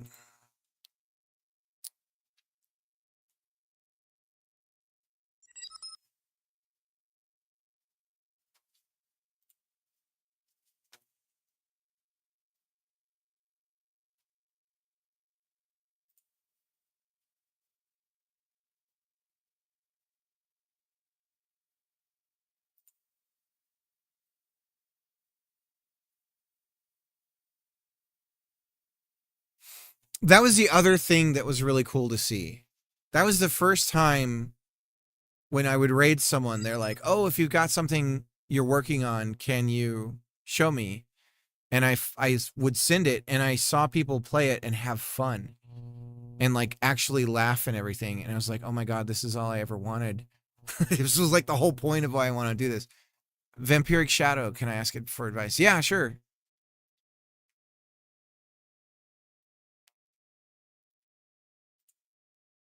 But yeah, I had like the reset system and like what happens if you go off map and everything. I was like all kinds of stuff.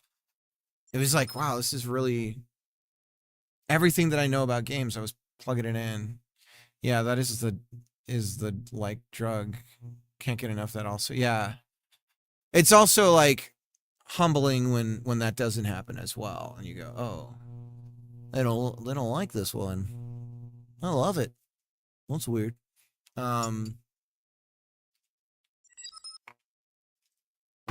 But for this one, I'm going to consider the jam game a prototype, early like playtest, and then immediately after the jam is over, I'm getting rid of making this a compatibility build, and I'm going straight to Vulkan, and I'm just going to make it look amazing.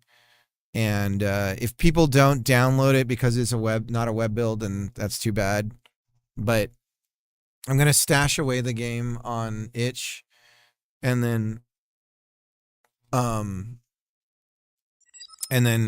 spend probably a week of just like my plan is post jam.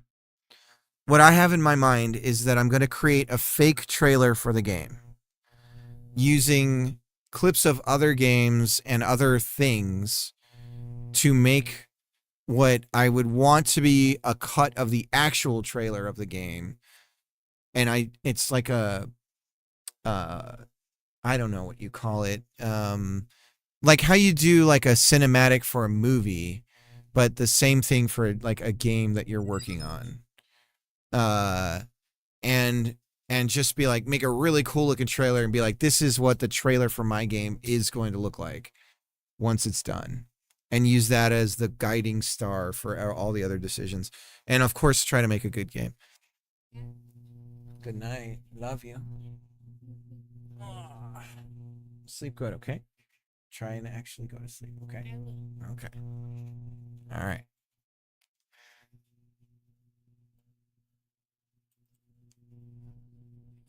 Yeah, I'm worried Pagorli and L's game is going to be more irritating than fun. I think it's always fun to play the jam games. I think it's interesting to, I think like yours is going to be, it seems like it's way more kind of experimental, which I think is kind of what you should be doing in a jam game. I totally went the safe route. And so I am bummed that I didn't communicate well enough that I was available for the jam. I feel like I screwed that up. So because I feel like I'm in an alternate reality, like what would that have been like? Because I know we talked about doing a jam together at some point. But some other time we'll line up. I think each jam is a unique agenda and experience for each person in the jam. Yeah. Everyone else is slapping together jank so they won't be mad when they experience jank. I'm, for Little Doctor, for only having 10 people joining the jam, that's the turnover, the ratio of game to people joining the jam is extremely high.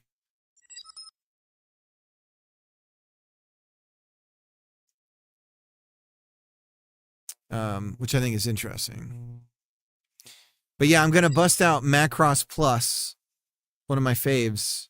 Watch that again and get some clips from it as some inspiration. Pergoli and I just had a recent off the cuff, bro, let's do a jam. Okay, fine. Okay, fine. Fine, okay. And then Jam was like, okay, well, I guess we're doing this. Yeah. Well, I hope your experience with, I know you're not getting like a full-fledged experience with Godot, but I do find it a joy to work in. It's a very pleasurable, it's weird to describe it that way, but it's like, it's really fun to work in. And there's a lot of like with the tooling and everything in it.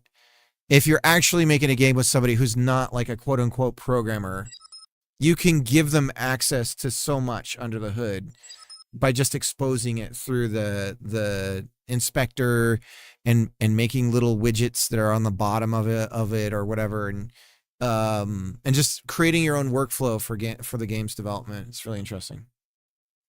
Getting a pretty nice minute for the Godot seems chill. Yeah, and it's lightweight, super small download. Unity, you start a new Unity project and it's like, I need 2 gigs for that, sir. And you're like, what the hell? It's just kind of a different philosophy, I guess.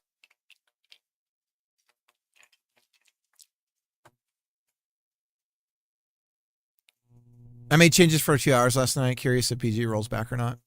Dude, that's the one thing. When I joined a jam, I mentioned it in your chat.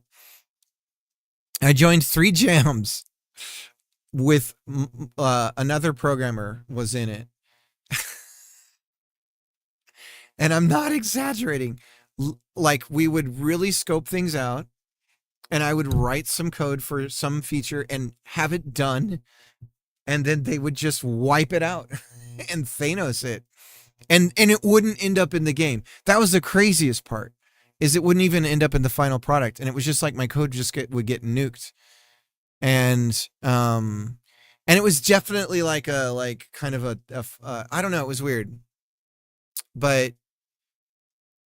that was weird, a weird feeling of like, because I was talking to, I forget who it was in your chat, but like jams are like jazz. Like it's like you just keep going, yes, and it's like improv. And you can't really, like, what you do want to do is start cutting when you're not going to make it, right? And like my rule of thumb is halfway through the jam, you shouldn't be adding, you should be removing. But in my case, I'm not doing that this time around. But like, I was just left unsupervised. I don't know what breaks what. Just trying to move UI around. Oh, you're probably fine. You're probably fine. Yeah. But yeah, it was weird. It was like, and I was so sad about it. Like, it really kind of hurt. It was like, oh, okay. And I didn't want to press it and try and figure out what was going on. Because it wasn't, I don't think that I'm somebody that's like, I don't know. I don't know. Yeah. I think it's good to find people that complimented Overhaps. They were assholes, but just for quick team dynamic. Egos dumb. Yeah. Yeah. Um, yeah, it happens. I mean, everyone has their own philosophy for development and everything. And, yeah. What do you recommend for getting out of tutorial hell? I feel like I've spent a lot of time on code literacy, and I feel like I understand how different systems and entities work fairly well. But when it comes to finding a project that helps stick the learning to dev cycle from scratch, I have a really hard time finding something that I don't start over and over again. For example, I have a Udemy course on Godot, and I keep restarting, but still not finding increased momentum. Yeah, game jams is a good one. Working with somebody else.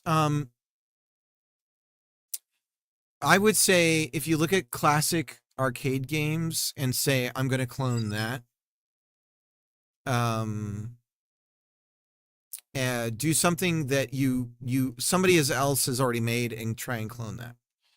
Like, seriously, like Pong. Like, how do you do the ball? How do you do the paddle? And start there. And if you can figure that out, it's like, okay, now how do I do a score? How do I do different backgrounds? How do I like do the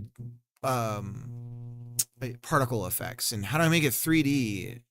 How do I move the camera around? How do I like just like break it down into like really small bits and try and find the answer in the Godot docs? So I actually have the well, just remember, so I don't know how old you are, but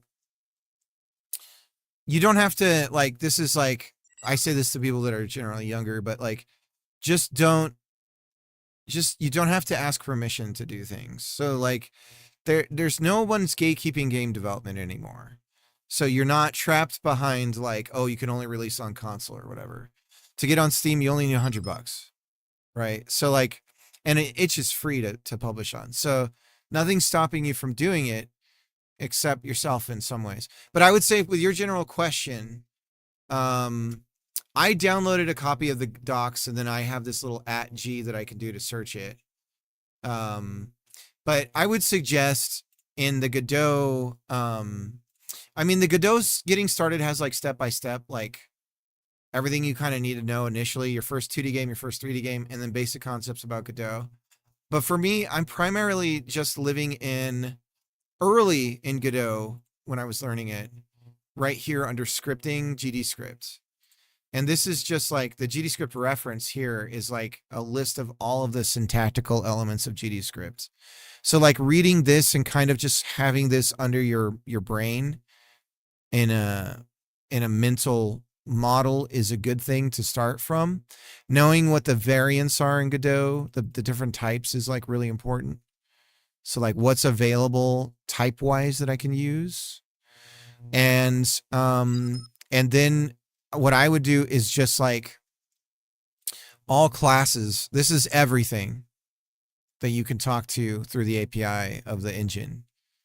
So like scrolling through this and kind of getting an idea just by reading them, like what is available for me to reference and sort of just getting an idea of it. And obviously you don't have to go into each one and read it all, but you can kind of understand, okay, oh, A star, I know what A star is or whatever, or I've seen a video on that. So you know that you have it available here and just like different things like that. Yeah. So, but yeah, I would say pick an old arcade game if you're familiar with any and just try and clone one. Because you're going to look at it and be like, oh, that's real simple. And it's actually a lot to do. Oh, that's cool. Alfrost, thank you for the raid. Yeah, cool. You think it's cool? It's cool. It's not cool. What were you working on? I appreciate the raid. We go check it out.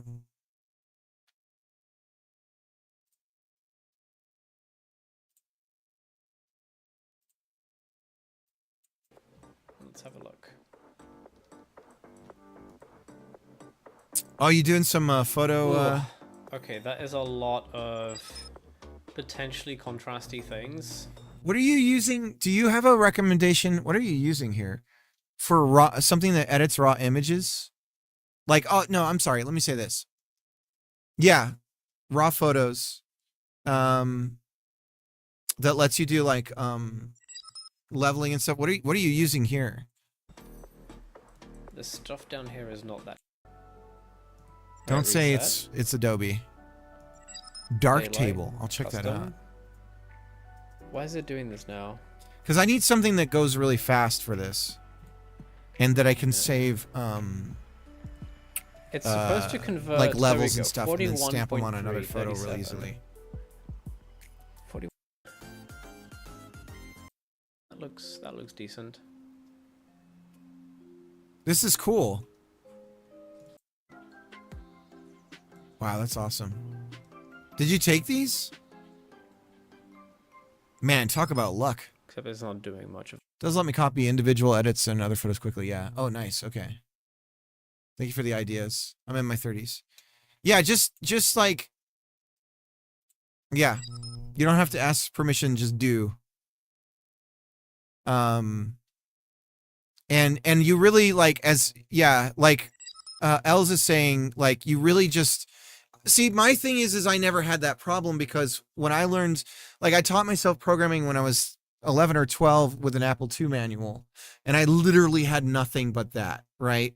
So all I could do, I think that's why I'm so docs first kind of, and that's why I gravitated towards Godot really, is because I like the docs.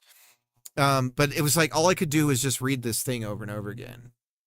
And then I just kind of had to like think, how does this work? I really want to find my old floppies because I'm really curious how I made the game loop. Because that's like theory that I had to have come up with on my own. So it's radical to me that my young me was able to even figure that out. That like I collect inputs, I draw something new, and we come back. Like that I figured that out is wild to me. So anyways, and then of course, like I could go to the library and get a couple of books that were like kids books about programming, but there was literally nothing else. And so for me, it was like I just kind of had to figure it out because there was literally no other way. And I think that's kind of the thing. It's a bit like, it's like programming's like learning a language. You can watch videos as much as you want, but if you want to learn how to speak a language, you have to start speaking it, right? So like that's really it, is like you just got to start doing it. And you're going to like, programming is also really hard. I think a lot of people that learn to code forget the initial beginnings of it and how difficult it is. But now with LLMs and stuff, things are a lot easier. But like when you're first getting going, you don't know what to call something, but you know that it probably is a thing. And it's like a whole, like, how do I even, what is this thing called? You don't have a way of even figuring that out. And that's like when I worked at a ISP, and one of the guys they hired briefly was to code their help desk system. And I just like, I glued onto him and I was just like, what about this? What about this? What about, I was probably annoying the hell out of him. And he was able to assess where I was at, like an LLM kind of basically, and was just like answering my questions. And very kind guy to do it because I was an annoying teenager, but that was really useful. So I would use an LLM a bit like that, where it's just like, hey, I'm trying to do this thing. What's it called? But I would very much stay away from an LLM of being like, hey, do this thing for me. Maybe have it provide some samples, but don't do that because you're going to get trapped in tutorial hell from the LLM side then. And that's what they want, frankly. They want you hooked. They want to put their token pushers, man. So LLM guys are token pushers. That's all they are. But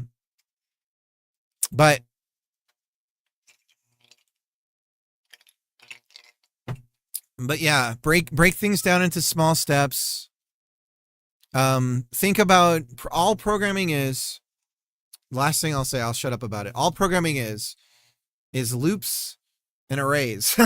That's like it. Like game dev is like Loops and arrays. You're like that's all you're doing. You're collecting inputs, you're doing something with those inputs, and you're changing the state of the game. You got some variables and types and things like that, but you're just dealing with like, it's all loops and arrays. It's all the way down. It's all it is. Branches and bugs. Yeah, branches. Yeah, so I would say from a CS perspective, understanding what operators are for comparisons, right? What's assignment and what's comparison, right? That's really important to understand. And how do you do loops and how does that work? Those kinds of core things are like really critical. And how do you iterate through an array? Stuff like that. How do you grab one single element out of an array? When should you use a dictionary? Like, and this is Godot specific kind of stuff, I guess. But and you're going to make mistakes. You're going to write slop. You're going to write spaghetti, but that's how you learn.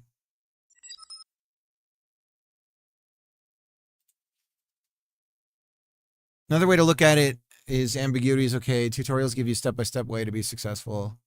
When you're solving your own problems, you need to build from that list of steps. Be okay with ambiguity, but try and figure out what you want. Figure out how to contain the problem space. Yeah, I like also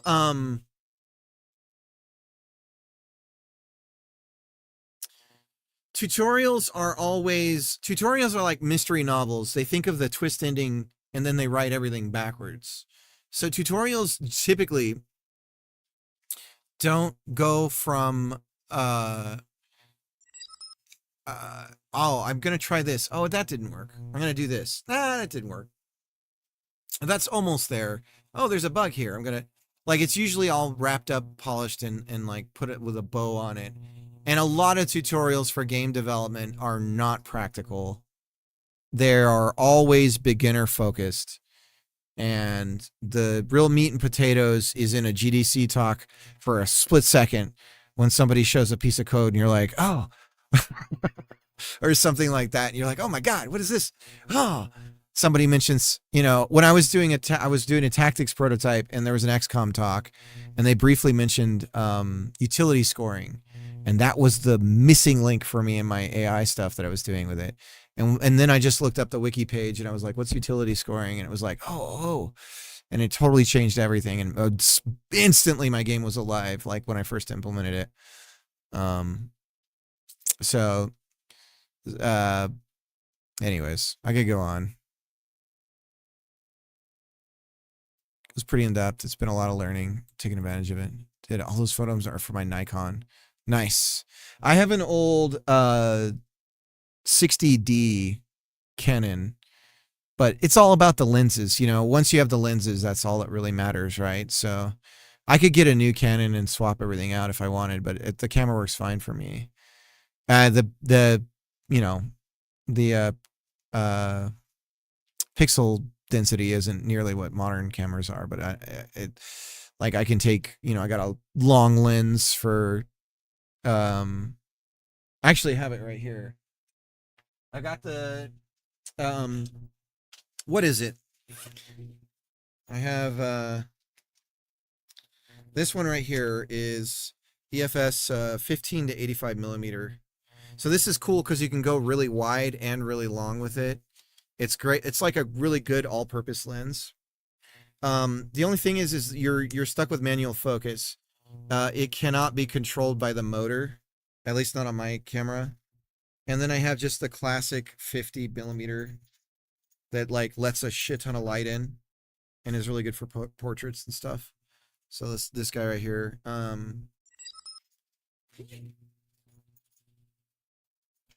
Unlocks so much. Yeah.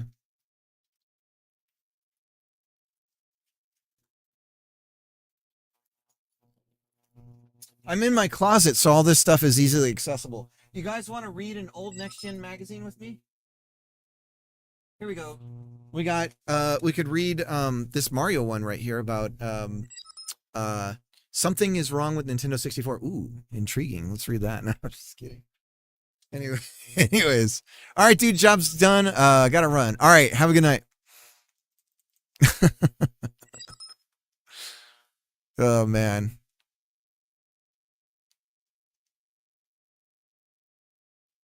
Matt says, this is a common problem with developers who move from junior to intermediate. They're used to having a well-defined concept of success, and suddenly they're expected to come up with it themselves. And it really is like, from the artistic standpoint, it's the blank page problem of infinite possibility. How do I get to the thing, right? And generally there is the way, but there's 100 ways of getting there. But generally the same concepts apply. Like, it's just like, how are you going to get there and how are you going to structure things? And that's where you're going to find your biggest problem is you're going to fumble on that a lot early on. But even just how is like a really hard thing to even conceive. And that's when you're first learning program, that is the hardest thing, is how do I? And it's just like, you got to get bruised and cut. It's like learning to skateboard. You see these guys doing all these crazy tricks and everything, right? And then you go out on a board and you're just going to get torn up. Like, you're going to cut your ankles up because you're like, it's just like you're going to get defeated and destroyed and everything. You just got to keep going on the board again. Yeah. And you either have the resilience for it or you don't. Some people just aren't geared to program. It's just like there's like a kind of attitude towards it. The other thing too is like, you start to realize it changes how you think about things as well. It kind of changes your thinking. You're really learning a deeper understanding of logic, essentially. And it can change your worldview in a weird way.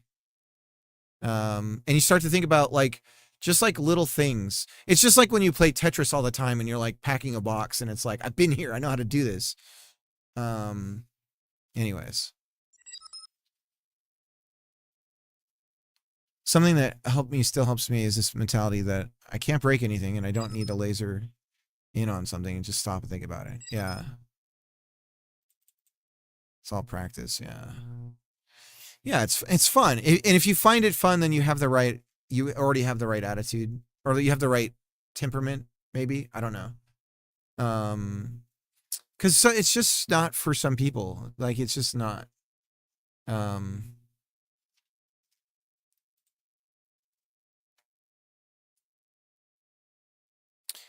And honestly, some of the best game developers are programmers and they hate it and they suck at it.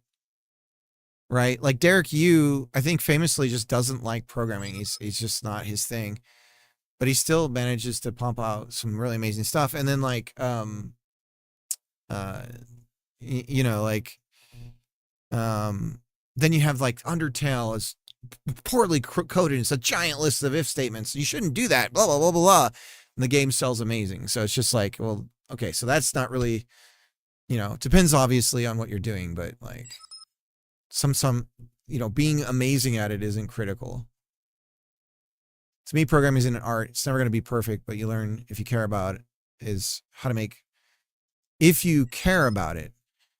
mistakes and leave imperfections in places that matter less. Yeah. Yeah. Well, and actually,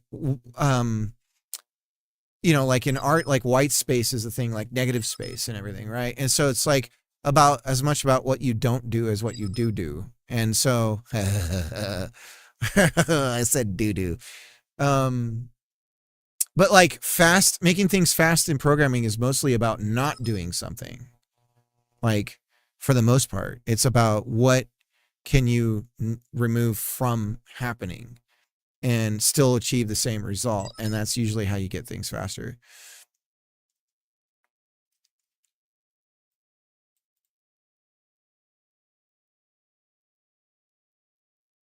All right.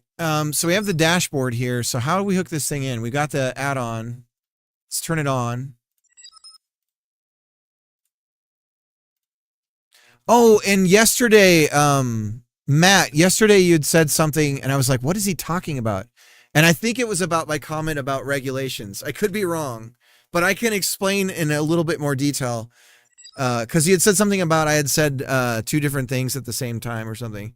But I was like, what is he talking about? And then I was thinking, for some reason I was thinking about it. I was like, I was trying to piece it together. But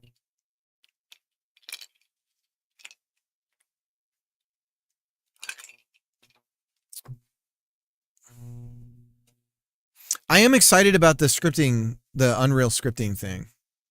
That's exciting to me. But Unreal always felt like it's just really beefy. And Unreal comes pre-installed with everything flipped to 11. And so Unreal is about knowing what to turn off like right away.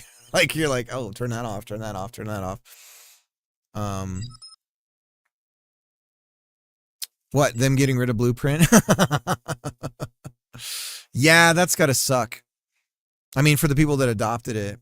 But the scripting, I'm really excited about the scripting language. Am I timing it right? Well, they're getting rid of blueprints, just so you know. Installation, here we go. Enable the plugin. Okay, we did that. Generate an access key. All right, I have to do this off on the corner here, so don't look. Nobody look.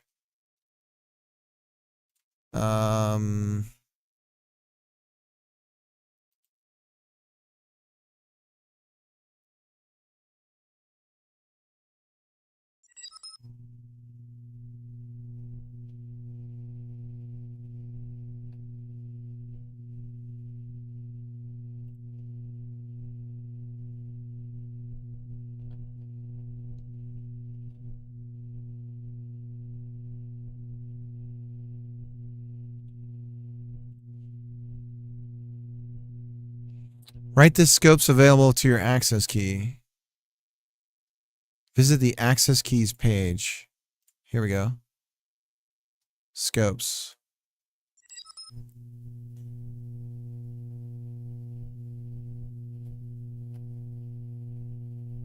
Read and write players. Game feedback, game stats, leaderboards. Read and write leaderboards. No.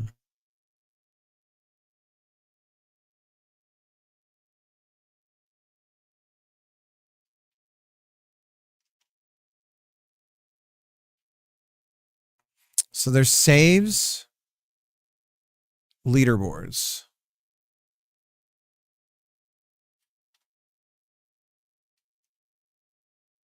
All right. Okay. And I have the key now. Generate key. Create and update settings. So then I go into, okay, I got to hide this real quick again as well. Sorry guys, I got to do this off to the corner here. So I don't want any cheaters in this thing. So I gotta do this off in the corner here. I'm going fast though. Tallow. What is it in? Settings. There's no settings. Add-ons, Tallow, settings. Oh, settings CFG. Oh, I have to create it. It's not there. How do I do new?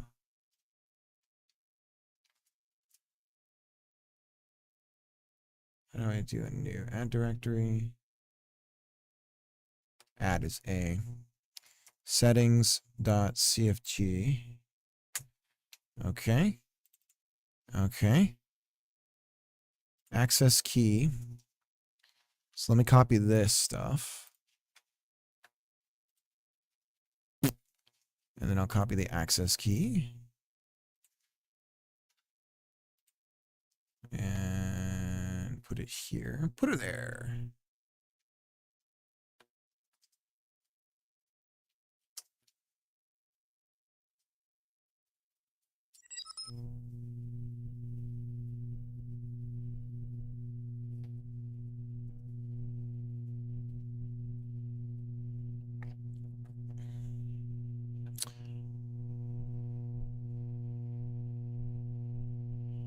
I'm not following what Epic is doing. I just read a long post about someone who is, and it seems generally asinine, but yeah, Unreal and its users almost never seem to get this thing about doing fewer things.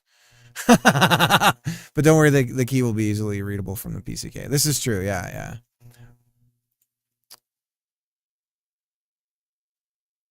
Okay, so I've got that, and it also says you can also add this following section for logging. Logging what? we'll do that just for fun. Where? What do you mean logging? Okay.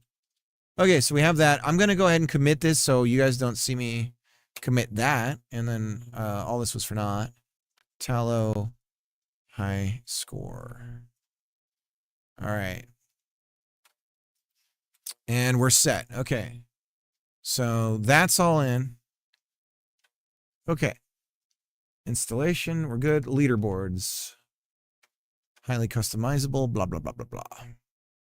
Lurk, got to take the dog out while it's not raining. All right, Alfrost, see you in a bit.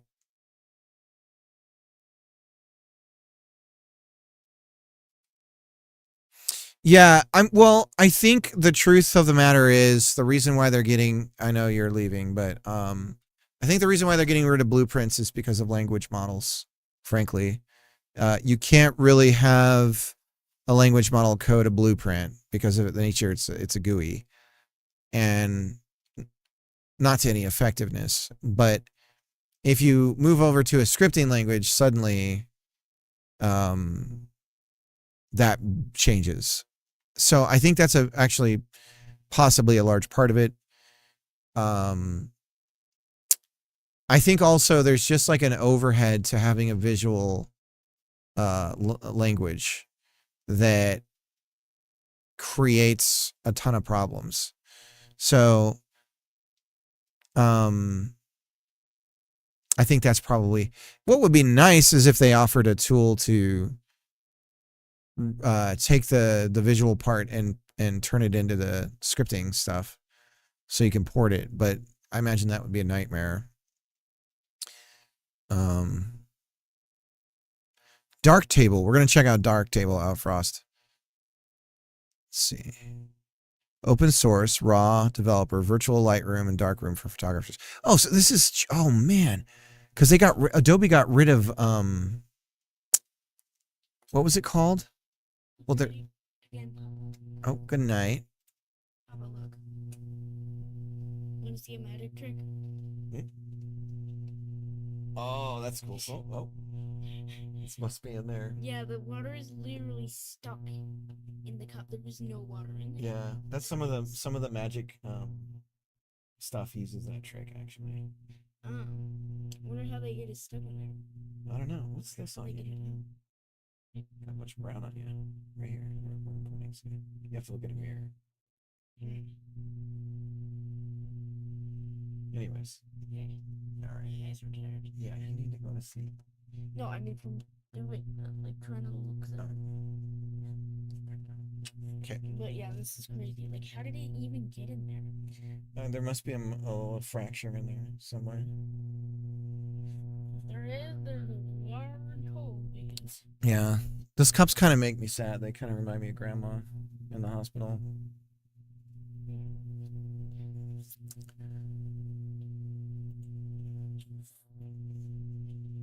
Darktable. What was it called? Lightroom? Was it called Lightroom for Adobe? Aperture was the one I remember. There was the pro version for Apple, if I'm not mistaken. That was the one I used primarily. Creating entries. Here we go.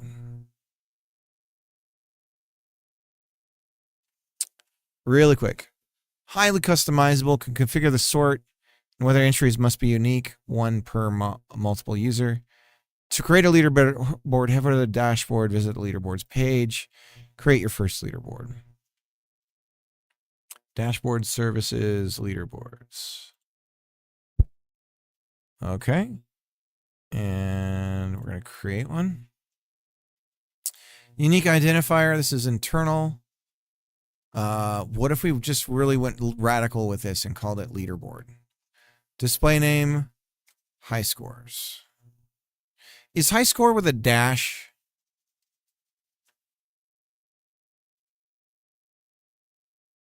No. Oh, this was that TV. Oh, no, that's not the one. High score. Leaderboard. Level 1. How about that? Sort descending. Refresh entries.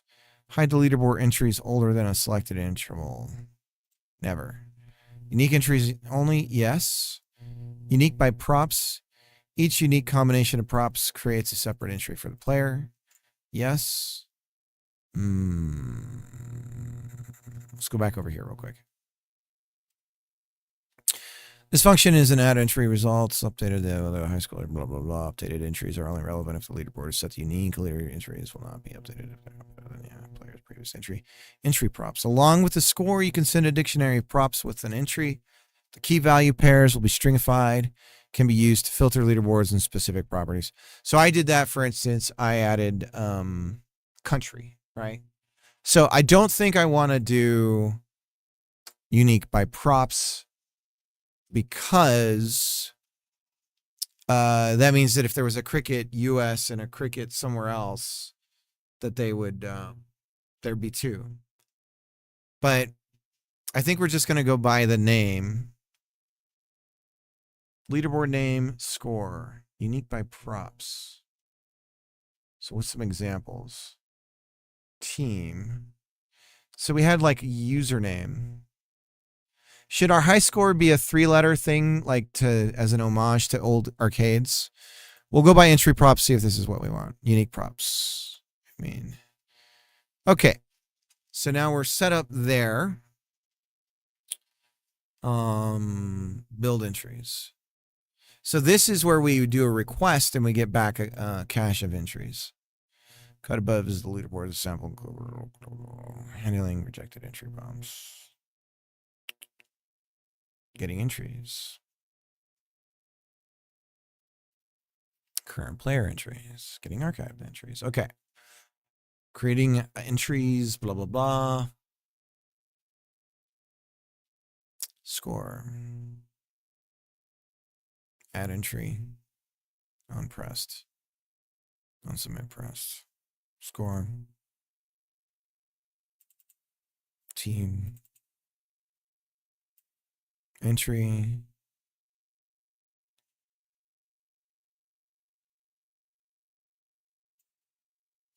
All right, let's just copy this. And we're going to throw this into our ready on our game. And we're going to get this code the way we need it. So we're going to be submitting a bunch of fake entries here. Players identify. So there is username. We're going to say Bob. Random, await, leaderboard, internal name. This was level 1.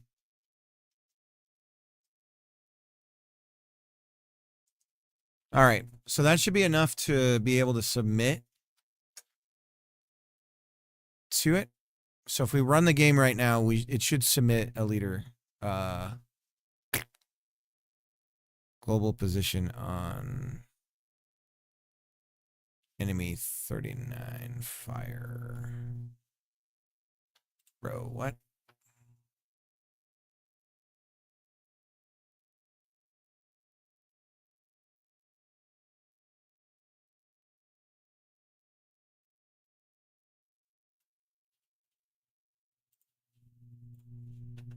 Why did we suddenly crap the bed?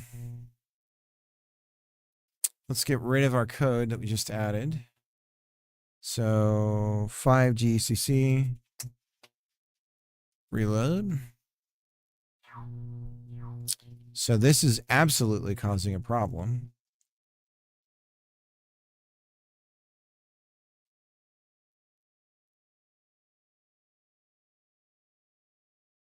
We're doing this await.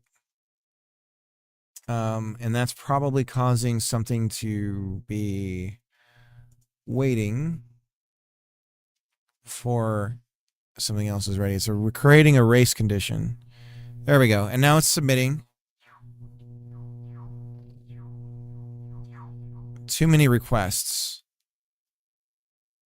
Oh, crap. I put it on input. I might have just gotten my ass banned. Oh, no. Let's go. Let's go over here. Let's check out. View entries. This leaderboard doesn't have any entries yet. Your mom doesn't have any entries yet. Okay, let's try it again.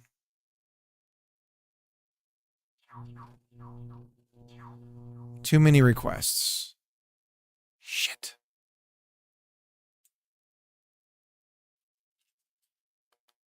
Too many requests. Oh no!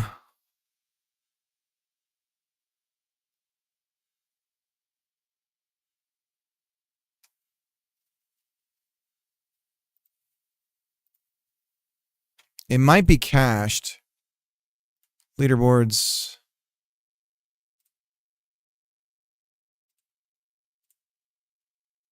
Today. No entries.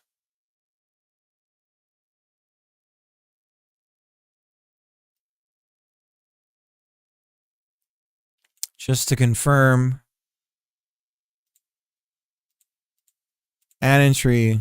Level 1. Score and then a team. Oh, God. I think I got throttled. Okay. Well, we can wait. So we'll just leave this code here. We'll come back to this tomorrow. And we're going to move on to something else then. Yeah, cool. You think it's cool? It's cool. 5 GCC. Boolean with the raid. Well, that's special. You're going on a little bit of a break, right?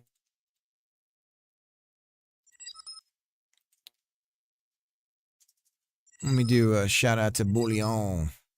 Bouillon. Bouillon is a famous jambalaya. He makes all the different soups and Cajun food you can eat. He's #1 Cajun games programmer. I'm trying, Amy. It's not very good right now. Bouillon. I just end up trying to do what's his name from X-Men with the cards, Gambit. I just become Gambit from the 90s cartoon too, so just like the worst accent you can imagine. But welcome in, everybody. We're working on a game right now. Todd, Vex, welcome in. The Yagachi, is that how you say it? They Gitchy. The Yagitchy. I think I got that. It's my homies in Louisiana. It's just like my homies in Louisiana. It's exactly right. Man. Anyways, well, thank you for the raid. So yeah, we're working on, I was just getting a high score thing going for the game. Close but no cigar. Damn it. The Yagachi. No, the Yagitch. The Yagitch. Is that it? Anyways.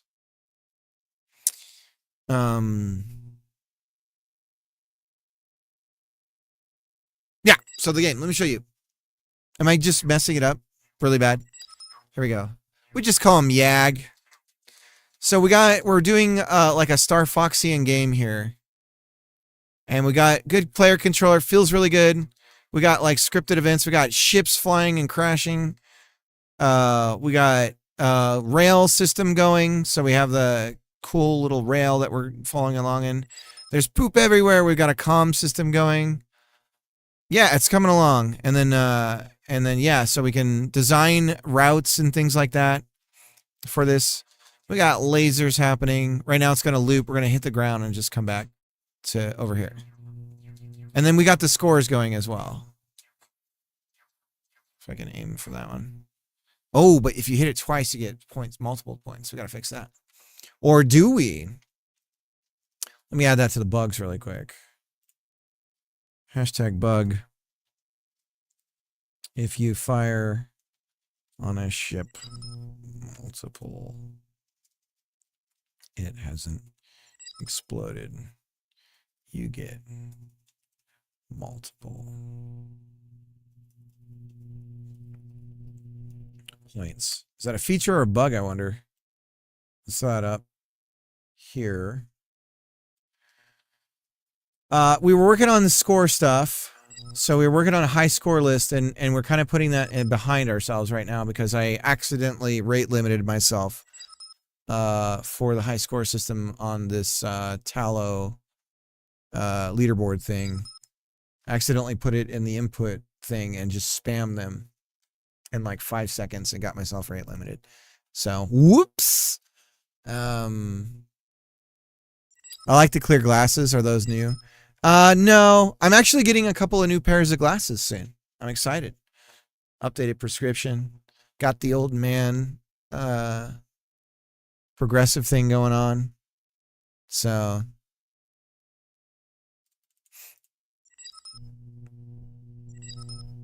yeah.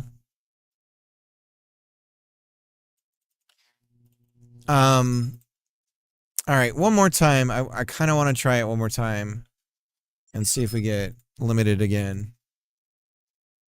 Maybe their servers are really good and they're just like, oh yeah, you can try again.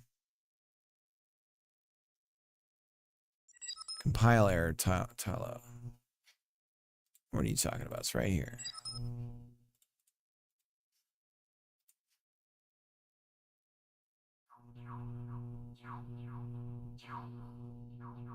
Missing access scope, read players. Okay. That's better than before. Service.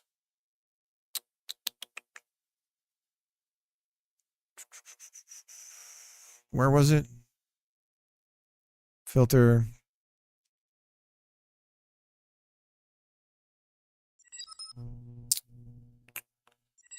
Leaderboards, no. Services. Groups, no. Players, no. Stats, no. Export, no. Events, no. Hang on, I gotta see if it's access key. I'm just not. Actually, no. Here we go. Leaderboards. We're gonna go back one. Settings. This is to set it up. Go forward again. Creating entries. How's your stuff coming along though, Boolean? How was your stream? I'm halfway through doing that for a game. Yeah, I've used it before. I used it on my inner tube game. Everyone's rocking transitional focus these days. Yeah, the plugin's called Tallow. Use coupon code Cricket to save 20%. No, I'm just kidding.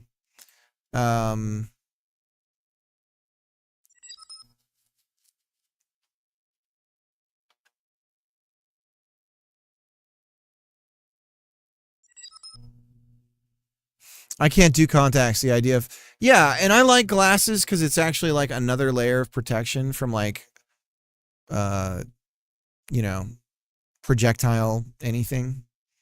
So I feel like, I know by law, supposedly, this is something my wife says. She works for eye doctors and stuff, but if you're blind in one eye, you're supposed to wear glasses. Because if you you can go blind in the other one, so it's like, but I don't know if that's just like some nonsense optical gotta sell glasses thing.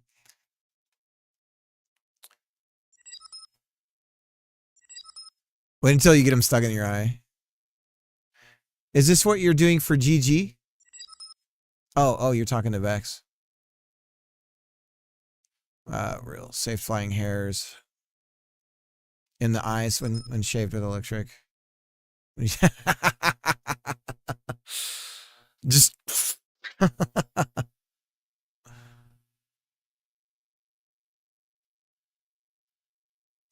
you wouldn't have made it in the prairie days. Don't know what you would have done without them. I won't say. I read a science journal. I did computer repair for an optical place once when I was younger. and I was waiting to get paid, and I was in the back room, and I was like just flipping through the science journals that they had. And I read this story about this lady who was complaining about her right eyelid really bothering her. And after they investigated and everything, they realized that she must have fallen asleep with a contact lens in her eye, and her eyelid had fused with it. And they had to peel her eyelid up and then surgically cut out the I'm not listening. Yeah, so that gave me a nightmare. And apparently after that, what she couldn't, like, when she'd close her eyes, it would let way more light in than normal when you like blink and close your eyes and stuff. So Matt's like, no, I can't do this.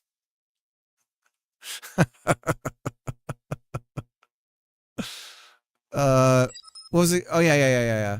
So leaderboards, installation, blah blah blah blah blah, settings, leaderboards, events. No, players and props, player authentication.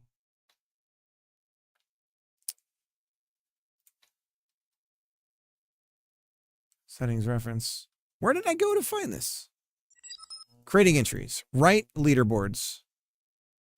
Use. Oh, this is for me. They wouldn't have access to this.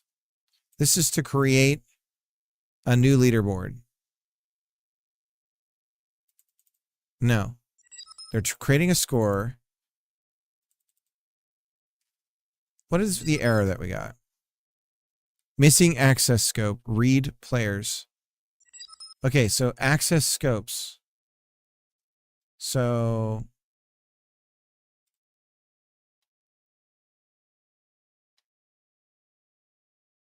God bless it. We had it and now I don't even remember.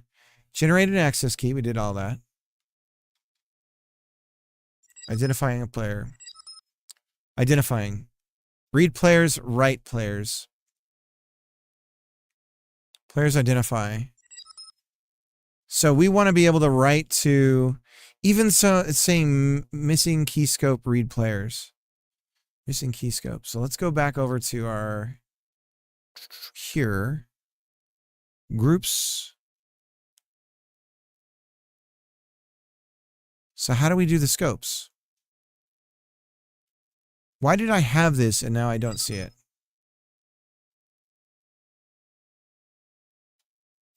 Player authentication. Events. Tracking. Stats. Overview. God bless America.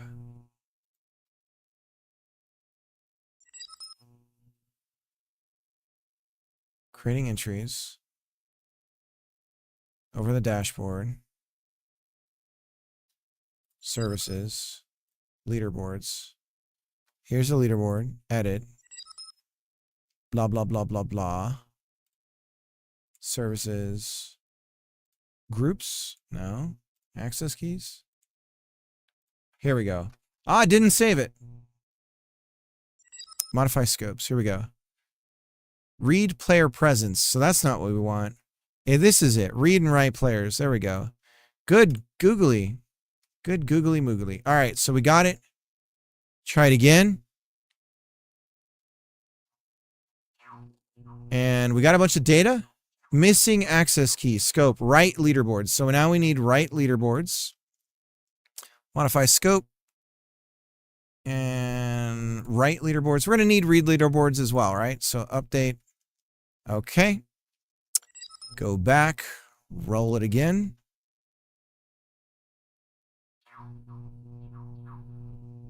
Okay. It looks like we have it. Let's go and see if we got a high score here. So we go over to our leaderboards. Blah, blah, blah, blah, blah. Services, leaderboards. Today. View entries.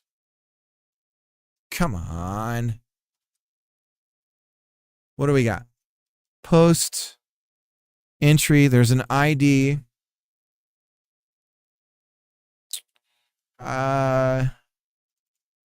It looks like we're good. Display name Bob. So we should have an entry for Bob. I'm wondering if it's caching it today. Leaderboards. I guess we'll give it some time. Time. Never time at all. You could never, ever. All right, let's see. We'll go like that. Let me catch up on chat.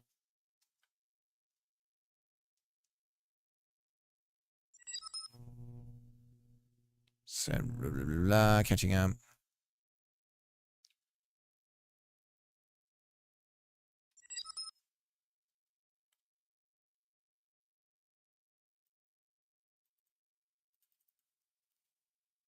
Oh, man. That's a bad debuff. Yeah. All right, gotta head to bed. All right, Bullion, have a good one. All right, guys, I have to finish my laundry. All right. Thank you, Amy.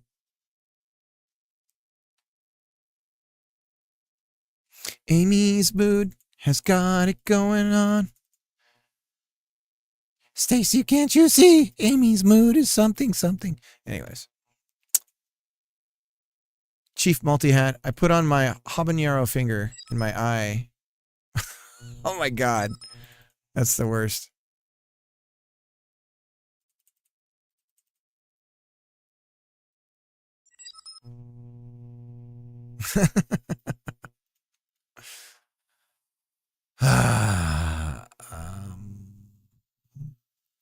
Gonna refresh again.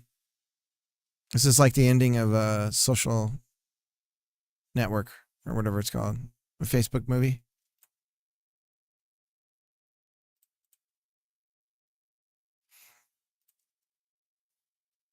Come on, I submitted an entry. Bob submitted an entry. I believe in Bob. So we got Bob. Identify success. Level 1 entries. We did a post. A score of 58. Leaderboard name. High score. Leaderboard internal name, level 1. So it looked it up correctly because I only gave it level 1. So everything so far is right. Player alias, ID. And I'm guessing if I look here, I'll see the same ID. Yeah. Service username, Bob. Blah, blah, blah, blah. Props. Dev build, your mom. Last scene. Blasey, blasey, blah. My guess is that they cache things for performance reasons. Or is there some sort of refresh that we have to do? Getting entries.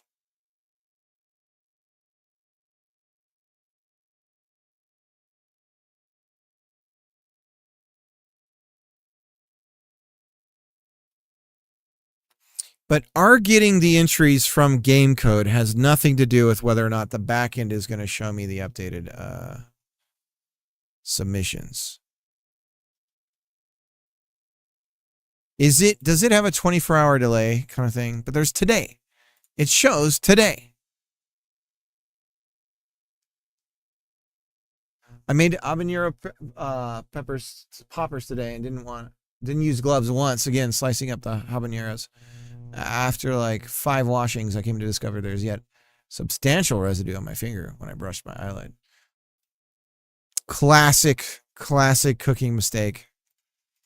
You do that once. That's why the religious washing thing, like, you know, how guys make dinner is like they touch something, wash their hands. Touch something, wash their hands. Like that habit starts after an incident like that. There's a reason it's chief multi-hat and not chef multi-hat, I suppose. I keep thinking I'll be fine without the gloves.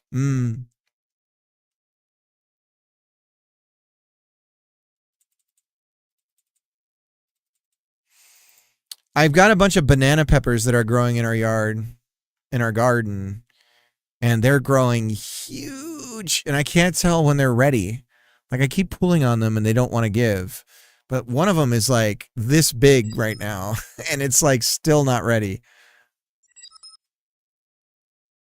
They're so good, but this batch was extra hot. Yeah. Yeah, we've got a bunch of bell peppers and stuff we're growing. And we've got like 7 tomato plants, and they're just starting to come out, and so we've got about 30 tomatoes growing on the vine right now. The garden is beautiful. Everything's going great. There's certain plants I don't think we'll plant again because the bugs really like certain ones. We're noticing they don't like the tomato plants, at least not the bugs that we're dealing with. They like the bell pepper plants. They're leaving the strawberries alone, but the birds are stealing our strawberries. So I'm gonna have to build an inverted bird cage, use chicken wire to keep them out of my strawberries. Some cayenne peppers, those are delicious. I think we've done different types of peppers. I don't know what kinds though. But yeah, we have like 3 variety of tomatoes. 4 of them are just your classic, really good for making like sauces. And then we've got the ones that are like weird, like green and orange, and they look like something from another planet. Salsa. Yeah, salsa, man. Fresh onion, tomatoes. There's nothing like tomatoes from a garden. There's literally nothing like it. The tomatoes that grow in the United States for most fast food and everything are not. They're just like water.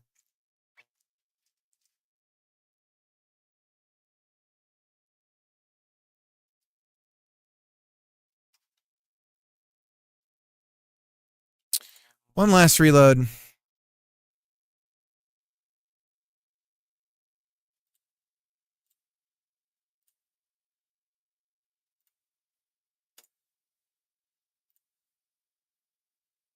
I don't understand.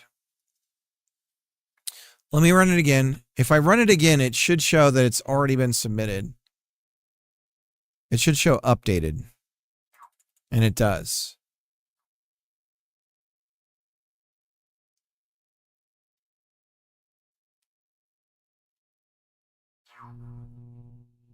Updated at.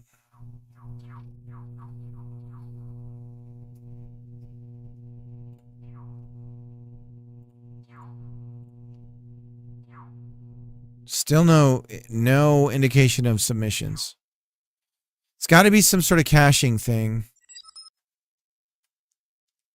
Try reading it from the API. I haven't tried integrating that. I mean, so long as I can. Obviously, it's correct from there. I'm guessing they do some sort of caching on the web end.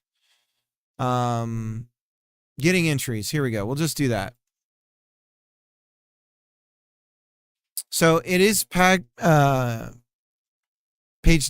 native. Who taught you how to do this stuff?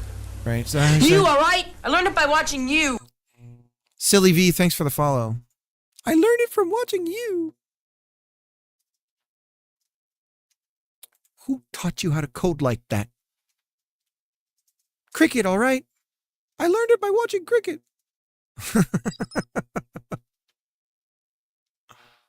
We'll get the current page, so page 1.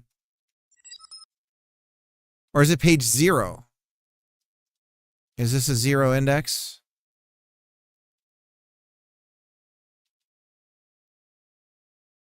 Let's do page 0. Current page is 0. It's 0 indexed.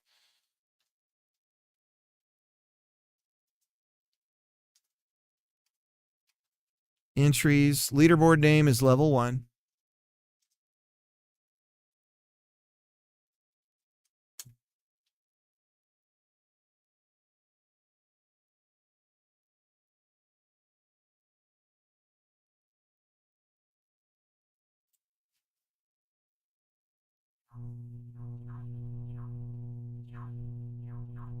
What do we have?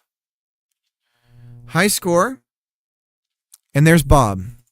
So we can talk to it correctly. It's all there. Okay. So all we have to do is learn how to paginate it,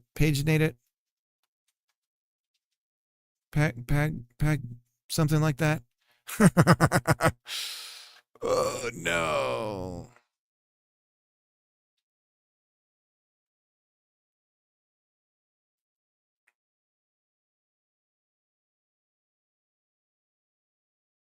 Getting entries.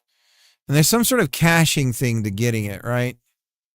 If I recall.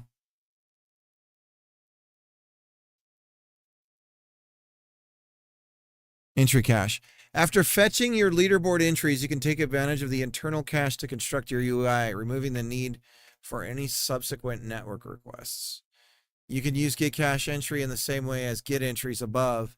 Every fetch previously using get entries will exist in the cache. So I'm not going to do this because pretty much every time we show that leaderboard, we're going to update it.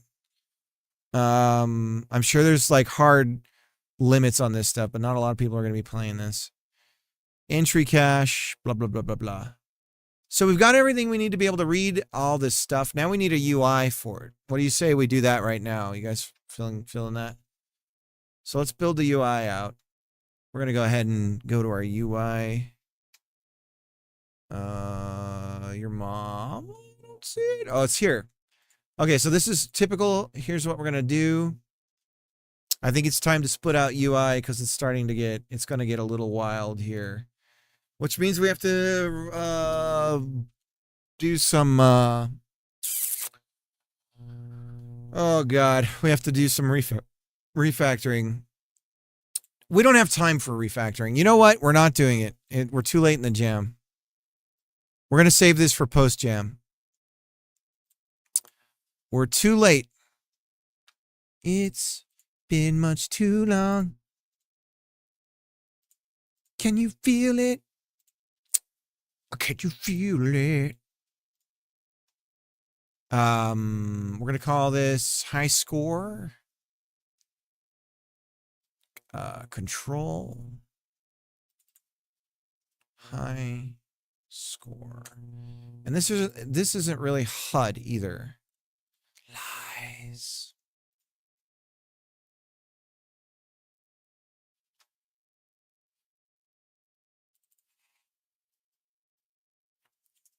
Go back to margin container. Go back from whence you came. Margin container. This is HUD for the game, so to speak. This is high score. And high score is just going to be username, score, and date. So we need a label at the top. So what we're going to do is split it out into HBox container. No, it's a VBox. So one VBox container, we're going to have a big fatty label at the top that is the high score. It says high score at the top. High score. And we're going to put that center in the middle. Center. And center. And center. Why won't you let me do any of these things? Big. There we go. So high score is in the middle. Let's go ahead and hide the HUD. There's high score. Let's make it look like how we want it. So we have theme overrides, fonts, and we're going to say quick load, high score, font size. Let's make it a nice 64. There we go. And we're going to go ahead and add another, we're going to do a grid map. Our grid container, sorry. Grid container, this is where we're going to put everything. And then we need it inside of a scroll. So scroll container, grid maps going inside that. Okay, now we're going to make the scroll container tall, like that. And then let's put some mock data in really quick. We'll put 3 labels in here. First label is username. Second label is score. Third label is date. And we want the grid container to be expanded like that. Now the scroll container, we only want to allow scroll on vertical. So I think that's just going to naturally happen here. So we're going to put 2bob as the username here. And grid container needs to be 3 wide. And then crazy high score for 2bob. Bunch of commas in there. Holy Toledo, how did he do it? Nobody knows. Okay. There's 2bob's crazy high score. And then time. So some timestamp. Number 1 in software category. Moving up in the world. Huh? What are you talking about? Me? There's no fucking way. There's no way.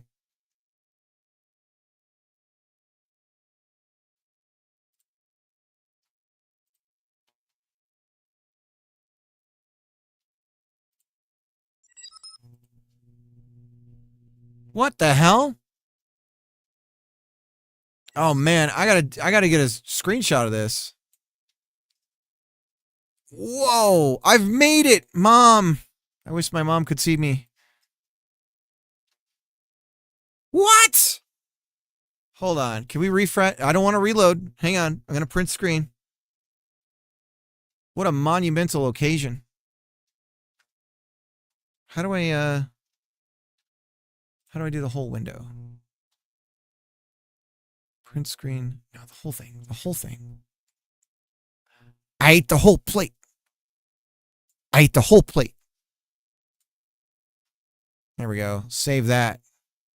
Wow. That's cool. That'll never happen again. It's a fluke. Now there's me. Now I'm going to take a screenshot of me looking at this.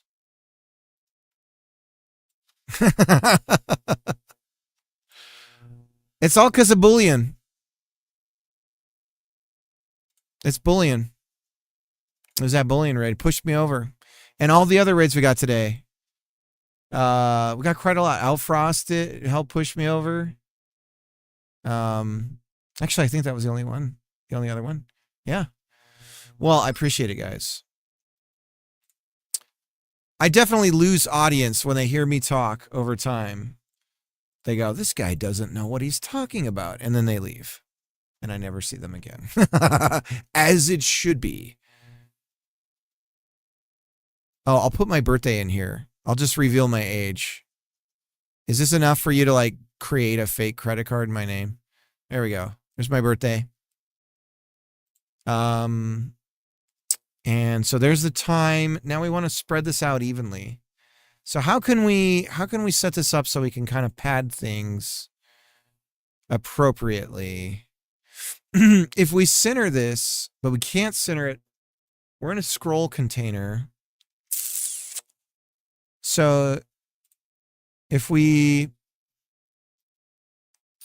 I mean, there's a few ways I could do this. Like I could push this one out, right? And then I could right align it. But now we're over in the corner. Maybe we should mess with the size of our font too, so we can kind of get an idea of how big we want this to look.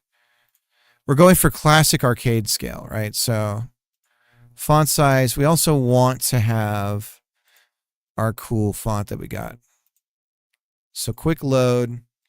Yeah, I usually don't, I don't look at my stream numbers or anything like that. Just cause like it trips me out and it makes me super, it just makes me into a bad person. I don't know how else to put it, but it turns me into something I don't want to be. Okay, so now we're straight down in the middle. So by pushing the left and the right in and then right aligning and left aligning, we end up with this centering. I suppose something we could do is not expand here and then center this. But that's not going to get us centered because we're inside a scroll container. So that's why things are a little funky. How funky is your monkey? How loose is your goose? Oh, but we can expand. Yeah, that's what we want, like that. Here you go, a clip of the screenshot of the moment you were taking a screenshot, but I suppose before the screen. Thanks, Dustin. So does that mean I could put Twitch's number one streamer?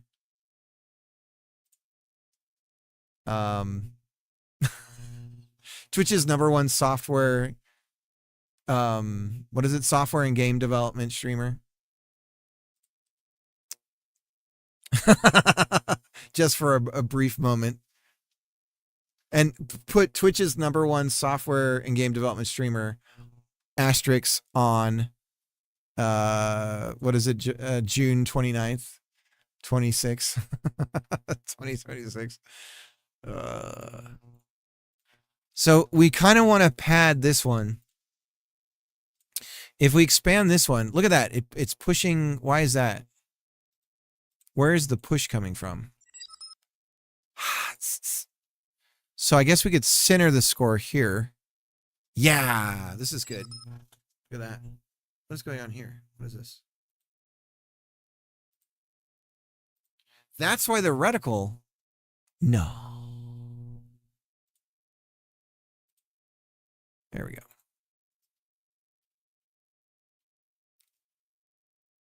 I believe that's how trophies work. How often are the trophies given out, though, right? That's the question. Okay, so we have the right font. We don't have the right size. So we're going to go over here to font sizes. 1. Dear gosh. 16 fonts. 32. There we go. Well, let's make a more realistic number here. Let's get rid of some commas. I don't think we'll see a score higher than that. So for now, I think this is acceptable. Let's go ahead and duplicate a bunch of these. See, we get a scroll bar. And we do. Okay. So our UI is set up for high scores now. So it's up to us to create the 3 labels with the configuration the way we need it. So the problem right now, this is kind of an issue with Godot's packed scene, which is that I can't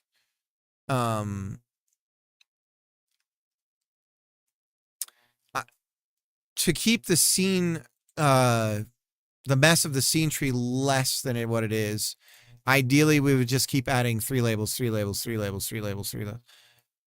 But if we were wanting to just save this scene and instantiate just that, we would need multiple grid containers. Then we have issues with our alignment at that point. We should be okay. Like if I duplicate grid container, is that going to break things? It does break things because then we would need to put this inside of its sub VBox like this, and then throw these in the VBox like that, like any day now. Maybe it doesn't like that I'm grabbing 2. Get it in there. There we go. They changed how this works, and I don't quite understand it yet. I know it's new and improved, but I missed the old way already. You always miss the old ways. So we don't want to expand. So we have our VBox container set, and now it's going to look like this. So every time we add a new score, we're going to create a new grid container, and it grows like that. And that way we can save the high scores, individual score as its own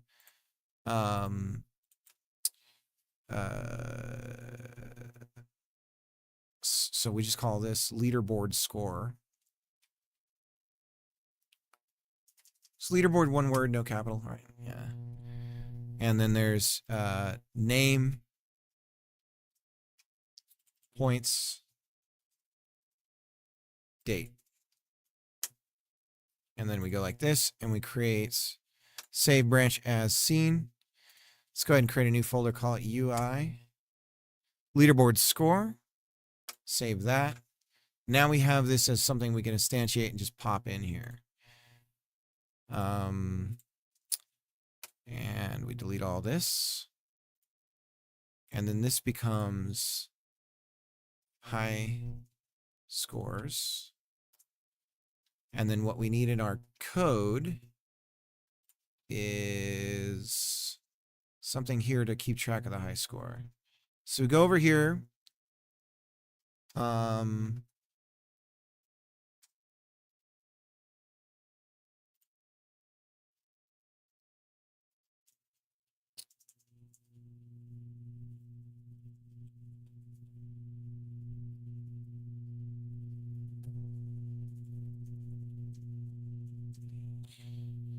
And see here. Sorry, I had to text my wife really quick. I had to tell her. It's like, honey, look real quick. Look.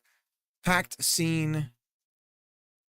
I already forgot what I called it. What did I call it? Scripts, scene, UI, leaderboard score. Pack scene, leader board score. Go like that, and then we're going to grab the UID. And we're going to put that in here.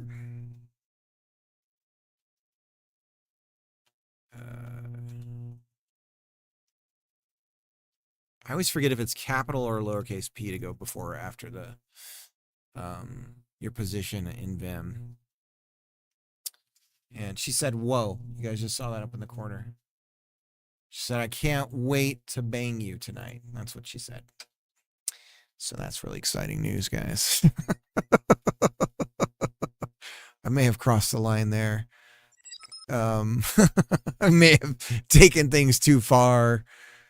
Okay, so now what we're going to do is we're going to grab Bob's point, and we're just going to throw it on the front of everything right away. To the couch with you. Doing numbers. Almost. Thanks for letting me know that. Who did that? Oh, Dandy did. Dandy, thanks for. That's a little moment. I mean, it's never going to happen again. So I might as well just kind of enjoy it. That's cool. Maybe, does that mean, remember the old pirate software video? Listen, guys, can I do more bass? I'd have to do some, because he does some post processing, right? Anyways. Oh, wait. Actually, I do have something that could get me more piratey. Where is it? Is it here? Right? No. Hang on, it's over here. No. Damn it. I had my wig. Oh, well. I don't want to single anyone out and make fun of him. But he had a YouTube video where he's like, you need to find, to make it big on Twitch, you got to do this and that. And one of the things he was saying was, take it with a pinch of salt or whatever. But yeah, something about stream at weird times. Not when I'm streaming. Don't stream when I'm streaming. That's what he said. Don't do it. Because I will find you. And I will kill you. It was really weird. And everyone's like, that guy's so great. I was like, he just said he'd kill everybody.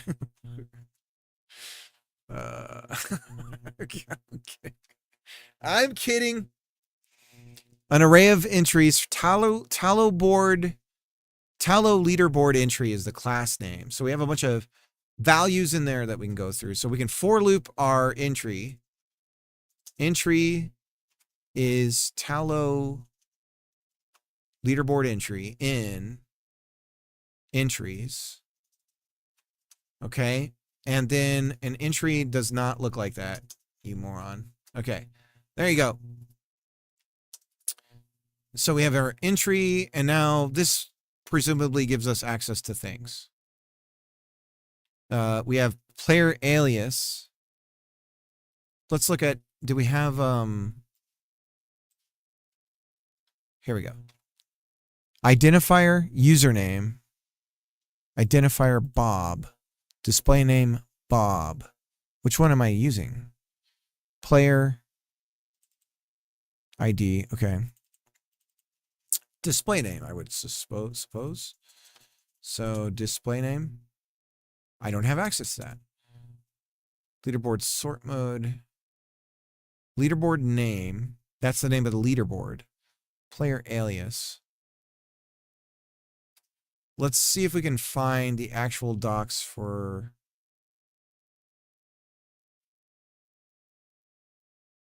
No. Okay, so we're kind of blind here. So we're going to go with player alias, comma. I'm just going to kind of go down the list here. Entry score. Entry updated at. I distinctly remember there being some weird thing about caching, even though you supposedly have a way of grabbing the cache, you're still getting the cache when you do certain things, and I had to do some weird refresh thing in order to have it actually be updated. But I'm just going to ignore that for now. So we need a reference to the high score. So what we're going to do is, let me push that down. We're going to go over to UI, and we're going to have our just a nice little export that we can reference here. I always do this export thing just because this was something that Codex had recommended a long time ago. I haven't seen Codex in a while. I hope he's doing okay. But it was the idea that there's a name for it. He knows all the programming patterns because he's a real programmer. This is a control. Okay. So, but it's the idea that you make it. Okay. So in Godot, you have like, everyone talks about the unique names, and you can do access unique name, and you can grab that. What happens when you change the name inside here, guys? It's not like a UID, right? It breaks, right? What happens if you can move it, but you cannot change its name, right? So you're locked in. Okay. So, and then what happens in your code if you delete it and you're referencing it? Bad things, right? So, sorry, I'm answering all of my questions. So if you make it an export, there's a little secret code that I got from Tapier on this too that makes it even better. But anyways, if you make it an export, and then now you have to browse and find it in your scene tree, right? But now you can rename it, and you can move it around, right? And then you can also have a special little script that goes through all of your exports and goes, are any of them null? And you can assert an error. You can assert right at the beginning and be like, something's missing. And then from then on, never ever at runtime, right, will you ever have that. Well, it can happen, but it depends on how you treat your code, right? And you treat those elements. But for how I program, it's generally okay. So, but you can still obviously shoot yourself in the foot by pointing it to something that doesn't exist or deleting said thing or whatever. But anyways, for the most part, it helps you from like tripping over some of that. I just don't like referencing the node structure itself, is what I'm saying. And so it just completely takes that out of it. And it also allows for like prototyping, like changing the design a little bit, but keeping old things there, and like kind of trying out different things a little quicker and stuff. The only time it's really a headache is when you change types. Then it becomes a pain in the ass. But it actually kind of has to be. Sort of necessary. But it's funny how when you have, I was talking to Matt D about this the other day. When you have I was talking to Tubob about it actually. And I think, but when you have a scripting language, all of the pros are cons. All of the pros are like, oh, you don't have to compile. Usually they're loosely typed. You don't have to think about types. And it's like all of those things are lies, and you do, and you end up over time you get burned so much by it that you just learn to create the checks and balances. Look at JavaScript. Look at JavaScript, right? Like you create the checks and balances that should have been there in the first place. Here's a wild theory. There is a natural correctness to computer programming, and everything points to it, but it is like a mysterious thing that we can't quite like grep. But types, like, you know, catching errors before they happen. Like there's all these little things, and all programming languages are searching for this one truth. It exists somewhere, and we're like searching for it, really. But I think all of it really goes back to assembly. You know, it goes to the binary to assembly, and then so on. It all points back to that, like the holy word of code, and it's we're all trying to get there. It's interesting. Anyways, okay. This guy is crazy. See, this is how you lose the audience. You just start. Now I'm starting to talk out of my ass because I'm #1 on software game development on Twitch. So now I can talk out of my fucking ass all I want. This guy knows what he's talking about. He's absolutely right. We should name this after him. Right, guys? That's the key to success, is talking out of your ass. Okay, so now we have here's what we're gonna do. We're almost there. Leaderboard score. We're gonna create a script for this. Leaderboard score. Bloop. Bloop. Open. Create. Okay, so now we have leaderboard score. Bloop, bloop, bloop, bloop, bloop, bloop, bloop, bloop, bloop. And we're just gonna expose class name, leaderboard score, export var player name is label. We could do this with setters, but we're not going to.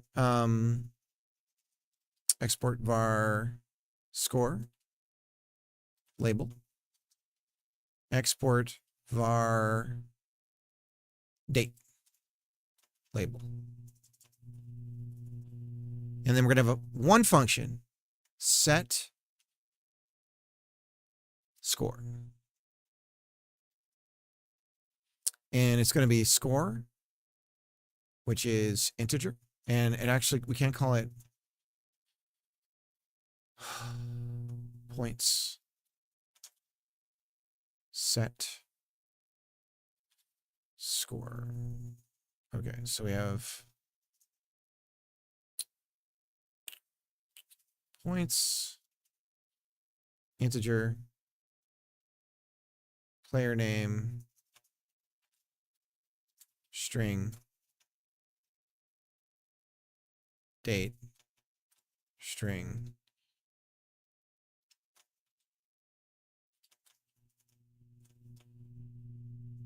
player name, text, equals player name, and this is underscore. Oh God, oh God. Oh, oh, oh. We got too many O's going on.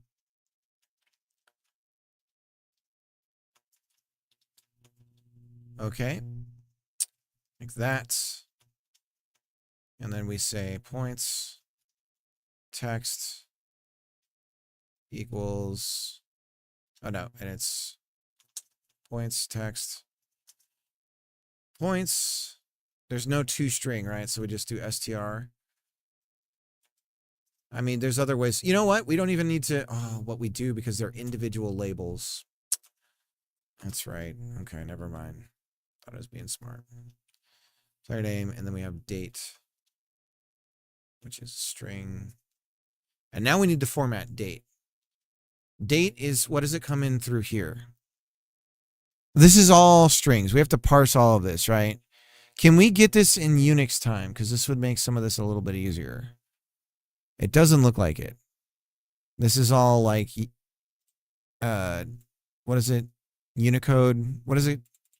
What's the timestamp? The like, international timestamp? It's that.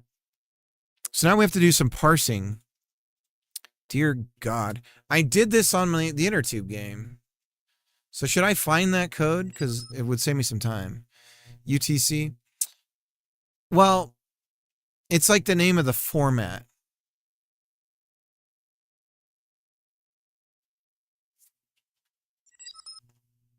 It's the name of the format. It's the way of the future. It's the way of the future. Unix. Well, Unix time is just like a number, right? Baby, don't forget my number. Ba ba ba ba ba ba ba ba, baby. Don't forget my. Why is Milli Vanilli popping into my head? Blame it on the rain. Yeah, yeah. Da ba da ba da ba. Ba ba ba ba ba ba ba ba, baby. Don't forget my number. Date. We'll just do date. We can just strip it. So it would be what? How do you do this? Or left or right? We chop it. Right? We're just gonna steal this. We'll just chop it. So what is that in Godot? That's come on. No high score still. What is going on here? I can see it in the game, but I can't see it here. I don't understand. All right, I mean, we're good here, right? We'll leave the docs open. Ba ba ba ba ba ba ba ba, baby. Anybody who's young has no idea what like that is such an oh man. A string. I mean, it was good. It was good at the time. It was good. And then they were just a bunch of frauds. We used to care about that kind of stuff. Nowadays, no one would give a damn. It would be part of the act. They would openly talk about how none of it's real. And that's why people would like it. Right? That's how it works now. Format strings. We can just trim, right? Is it trim? Right trim, left trim? What do they call it? Strip? We can strip some characters. But how do we split characters? But we just want to grab left, R split, right. It's just, okay. Is it from the right? Returns the length of characters from the beginning of the string. Okay, so we just say right. So we go dot, right, and then it's how many characters? 1, 2, 3, 4, 5, 6, 7, 8, 9, 10. 2. Okay, so that's right. So 10. And then we don't need this. There we go. So that's how we do date. Like that, right? And so now we just say date. Okay, so now we can set the score after we instantiate. So then on our game code, we're going to come over here and we're going to create an instance. So var, God Lord, I have too many things open here. Buffer deletes. Buffer deletes. Here we go. And I guess we can go like this. Go over to game. Var leaderboard score. Leaderboard score equals packed scene Leaderboard score instantiates. Okay. Then we need some place to put this on the scene. And we have high scores, right? So we're going to put it on high scores. Get rid of this. But before we do that, so high score, add child, leaderboard score. And then before we do it, we say set score. And then we're just going to grab, oh, those things we just got rid of. Let me rewind a little bit. Ba, ba, ba, ba. Ba, ba, ba, ba. Ba, ba, ba, ba, baby. And it's expecting points first.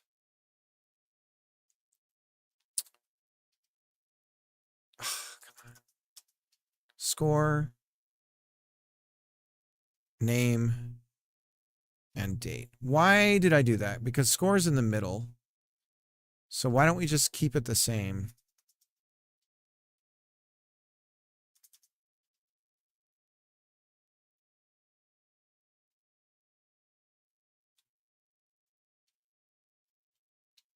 So score, and then the last thing we grab is the updated at. Okay, and then come over here, and we just change the order by a teensy bit. Like this. Okay, so now our order is updated. This should be invalid argument. Player alias. Okay, so we're going to close this window. Windows deletes. Invalid argument. What are we mad about? Set score. Function 1 should be string, but is... Oh, it's some other sub thing. Tallow player alias. It's like another class. So there's got to be another thing in here to grab. I was wondering why it was display name. Okay, so there we go. Okay. That should do it. So now we should see if we hide the HUD. The HUD is hidden. When we start the game up, we should see Bob's high score.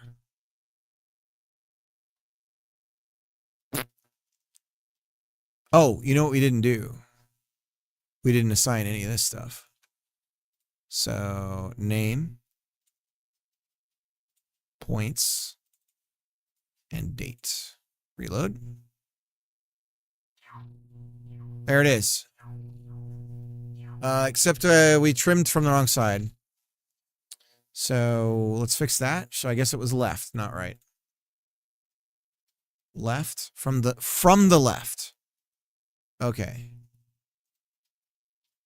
Not towards the right. Okay, that's what that means. There we go. So looking good. Okay. So now we've got a way of showing the score. So that's going to be on our for loop when we get the high scores. We can populate that at the beginning of the game. On the menu, we'll have the high scores, just like we did with the other one.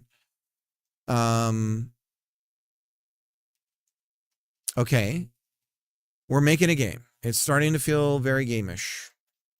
Still doesn't play like a game, though. Not yet. And it looks like a game. We're doing a lot of, like, song and dance to make it look like something. So, options, page 1. So, how do we paginate? Paginate? Paginate. Right? Paginate? Paginate? How do we paginate it? How do we go through each...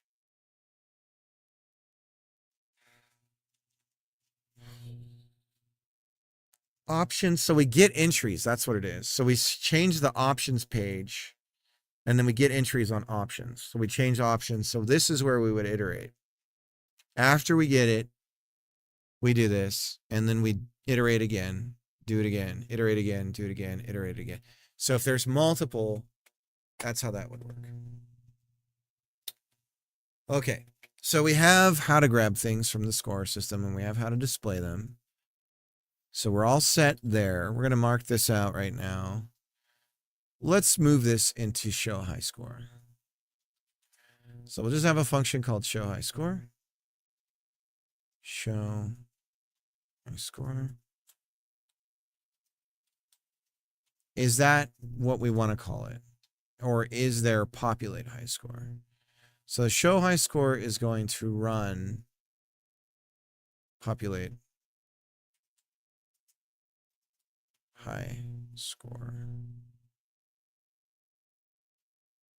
And this will be UI show high score. Then we'll have a populate high score function. And the reason why we'll do that is because we're going to have the UI show up on the main page. And so we need to be able to call it, we need to be able to update or refresh that data, but then also show it elsewhere. So populate high score. And really, the real way that we should do this is, I mean, what we could do is when the game is over, we just literally send them back to the main menu and the high score is shown there. But what we'd really like to do is celebrate the high score and like have some sort of like, you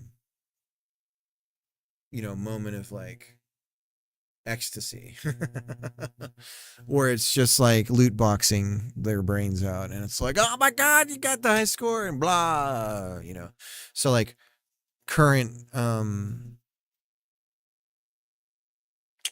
ranking, like high score rank, right, and then all that kind of stuff. So if you do get you do get the high score, there's some big celebration.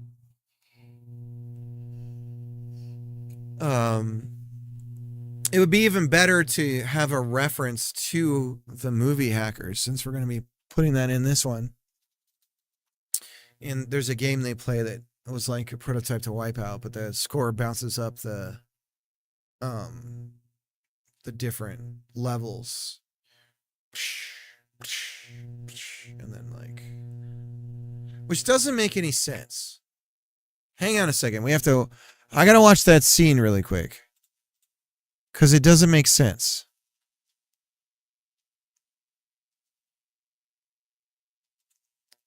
Hackers.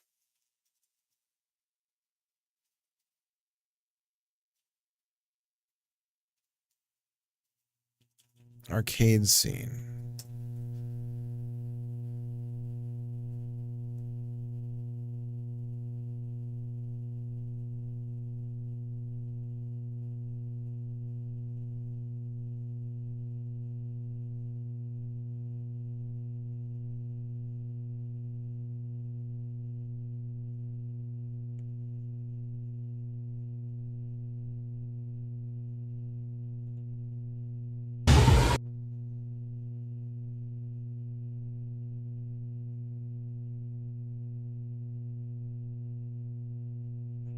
So, wow, here's the actual prototype. So this was made by Psygnosis. I don't know that they were dealing with Designer Republic yet. I don't think they were. But this is the actual stuff that the characters were miming. I've never seen this whole thing.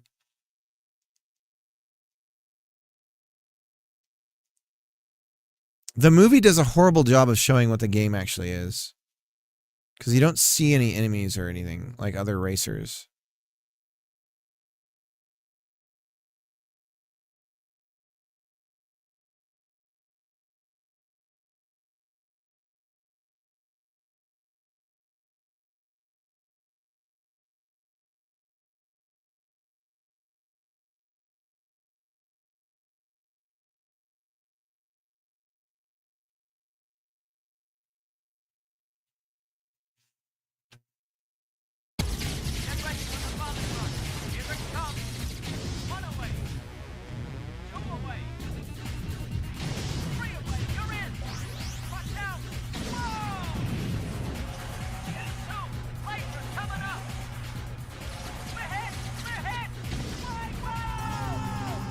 All right, so it's game over.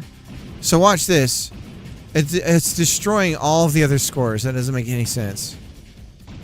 And then I guess because it has a new spot. So could I do this? Do I have time? Do I have time? I could do something like this. This would be such a deep cut to put in this game. This reference. Because here it is in the context of the movie. Let me go back. This is the scene it's in. And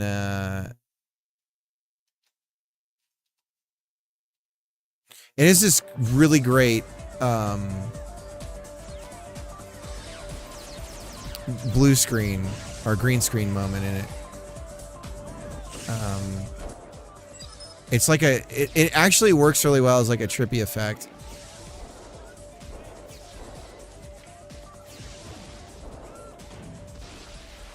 Here's where he says, "You're pretty good for a girl." Oh, they're all her scores. That's a nice score for a girl. That's how you pick up a girl. You instantly point out that she's a different gender than you, and that it's the fairer sex. Instant turn on for all the ladies.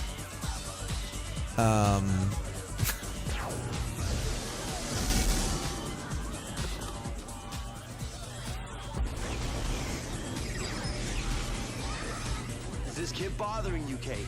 That's from the 1949 book. That's for the men's books. Yeah. That's from GQ in the 40s.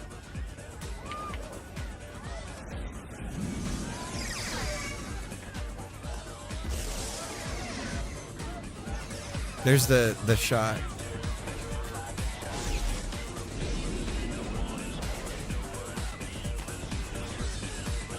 It's just wild to me that they thought to do that shot. And they were like, okay, for this one, we're going to go and get a green screen. And we're never, ever going to do anything like that again and throughout the whole movie, just for this moment.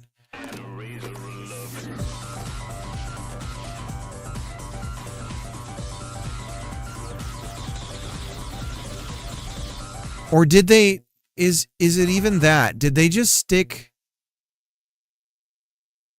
did they not green screen it? Is it really just, it looks like they did. Yeah, you can see the halo. But that could just be the lighting.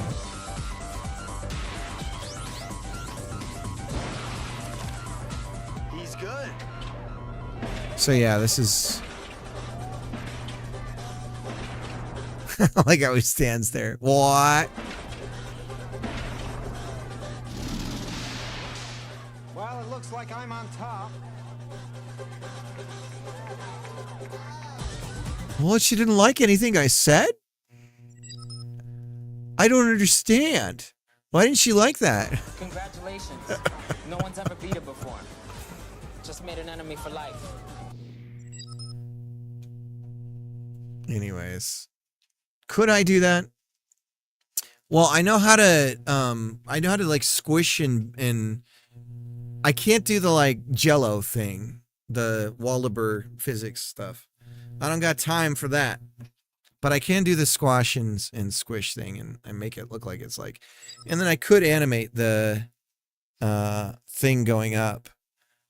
Yeah, Chief, this is I'm gonna put clips of the Hackers movie in this, and then the comm system is gonna be quotes and stuff from the Hackers. So people talking to you like Fox and or Falco and Slippy and everything.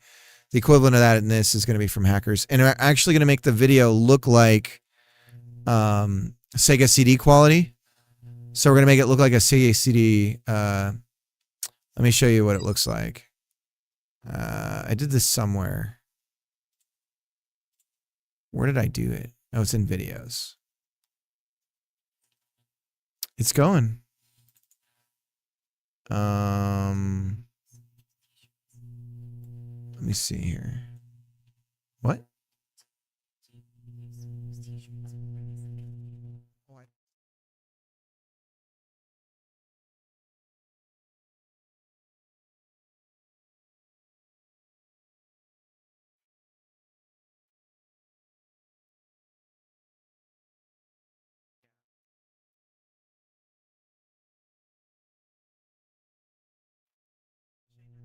Yeah, you can get him. Yeah, go ahead.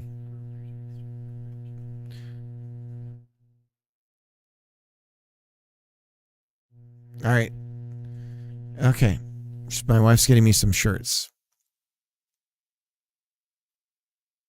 She found a deal. Where were we doing this? We were doing this code, guys. Here it is. So this is a prototype of the Sega CD quality video that I got going.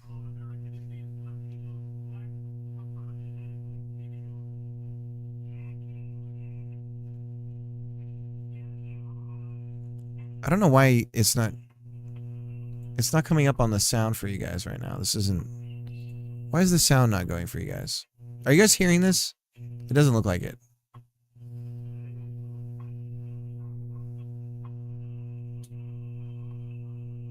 Did you guys not hear the other video? No, you did. That's weird. Anyways, that's the quality. So that's using a series of FFmpeg commands to create the Sega CD quality video. So I'm really excited about that. Really excited. And I suppose we need to... Why is this not... Why does it look right? And I'm not going to question it. I don't understand. We're going to leave it alone. I don't understand why it's working right now, but it is. Visually, I should say. Not on the code side. Okay. So... leaderboard score, we're all good there. So let's go ahead and commit this because now we've got a leaderboard thing. Oh, we weren't quite there yet though. So we wanted to populate high score. And we were talking about some possibilities. We got sidetracked with, could we do that thing? That would be really cool. I don't have time. And then we're going to move on to actually making the game and it's never going to happen. So that's the reality of it. That is wishful thinking. We cannot waste our time on that. We have to be realistic about what's happening right now. Function, submit, hi, game over. We have game over already. So what we're going to do is we're going to put this in game over. And we're going to,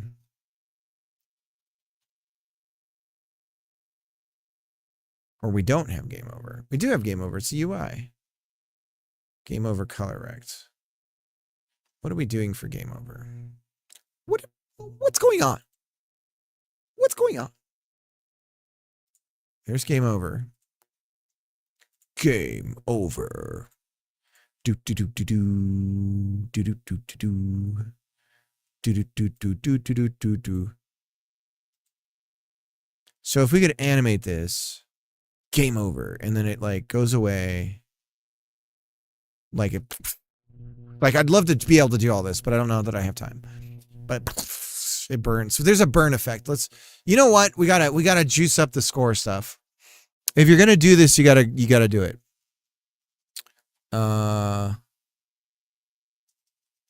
shaders. There's that website. There's like a scorch or a burn. It's like a classic shader, right?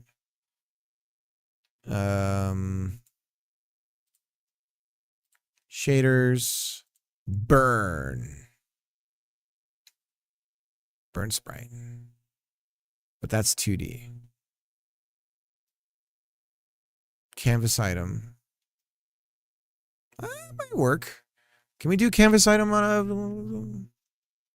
I don't know, label,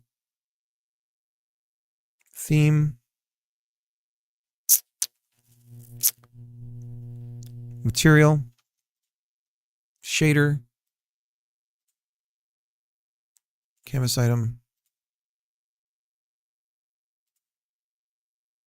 shader, new shader, game over shader. There's our code, canvas item, copy, and paste. Game over. Okay, so now we have this.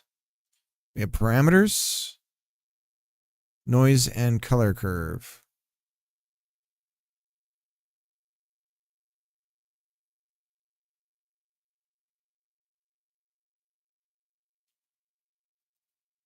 Okay. So we're going to do noise texture. Noise. Sure. Progress. Color curve.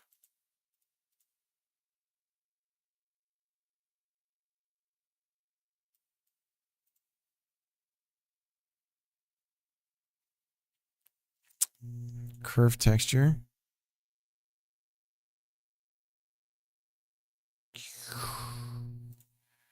So curve.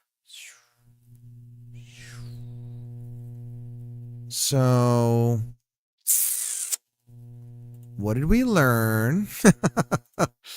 I don't know what I'm doing.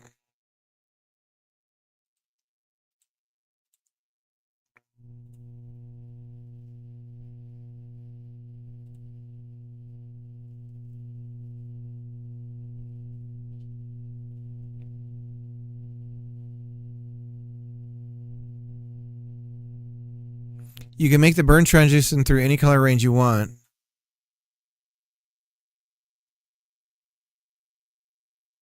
Noise.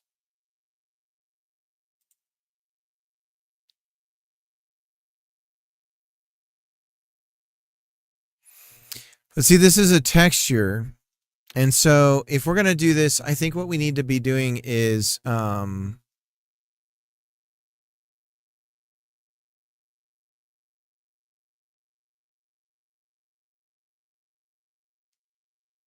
right, if we had a different texture, that's the noise.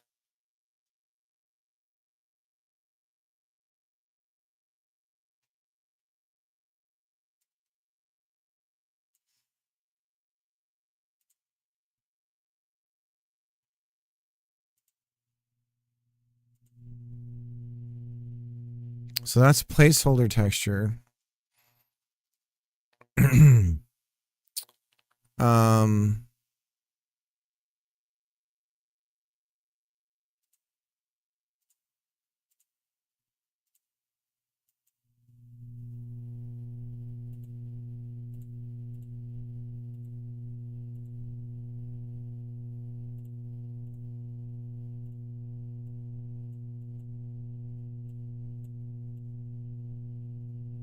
So this is red.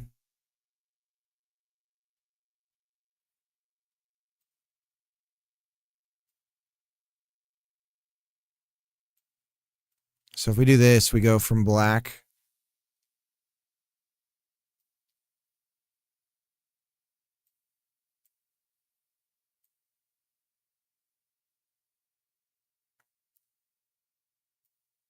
And then, so that's red, green, and blue. So if we bring green up.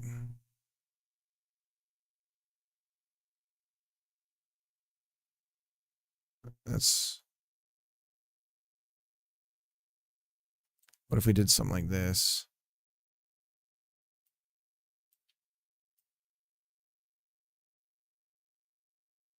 So it's not using the curve. It's using the curve to draw the texture. I mean, that's flamish.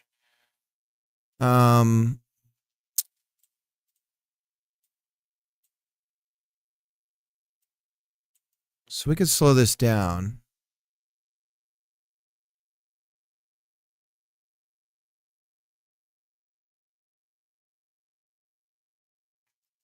It would be cool if we could do so timed. If we turn timed off, we can lerp ourselves. Width. Ooh, there we go.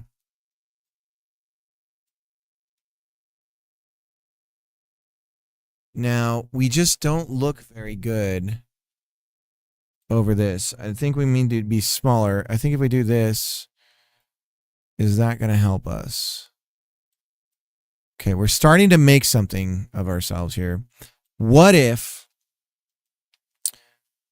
our color by default was clear? Okay, and then we come in like that. So let's look at curve. He's been using Curve X. With new Joker brand products, you'll get a grin again and again. Game over. And then we have angle. So can we create more noise? Seamless? Sure, I don't care.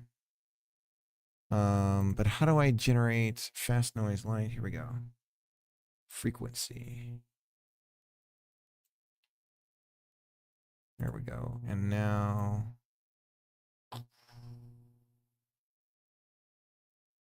it's not traveling anymore. It doesn't look like it's moving at all. Doesn't look like it's moving at all. Speed.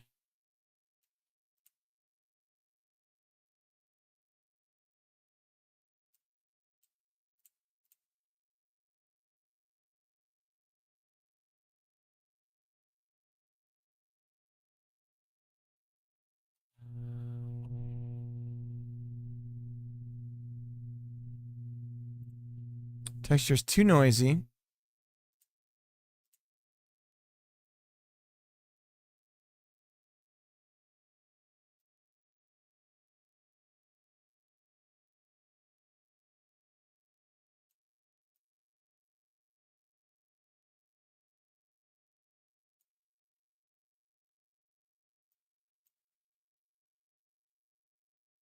That looks good. We got something. Game over. Okay. And how much fidelity do we actually need on the texture side of things?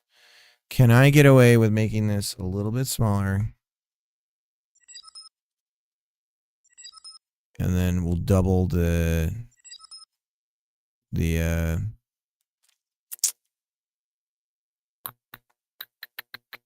we'll double the frequency.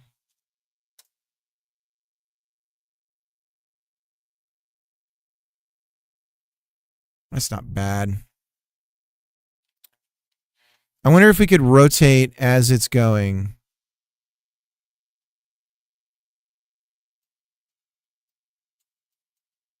This doesn't appear to do anything. I wonder, is that because of timed? Look at this. What is this doing?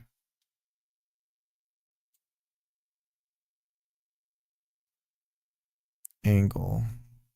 So I wonder if I do this and I do some weird angle thing here where we're moving the angle around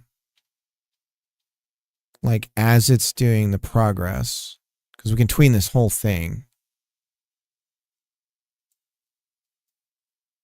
Can we get more flamish?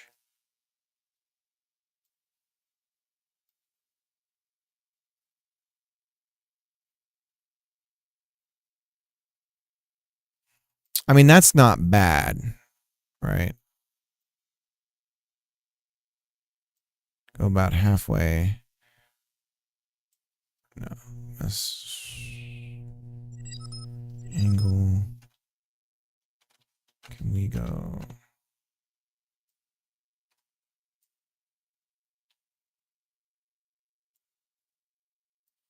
So if you go higher than tau, angle means nothing.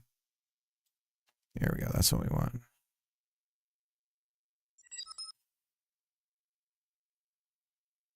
Something like that.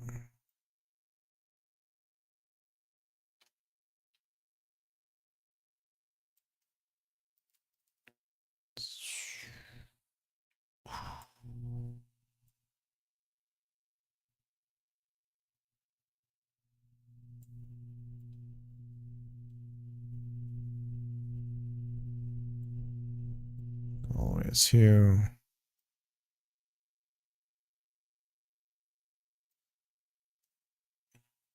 All right. Well, the other thing I can do is tween these curves here too. So I could, if I get rid of the curve, I can do something where I'm pumping the this value as it's going to like get some sort of flame color.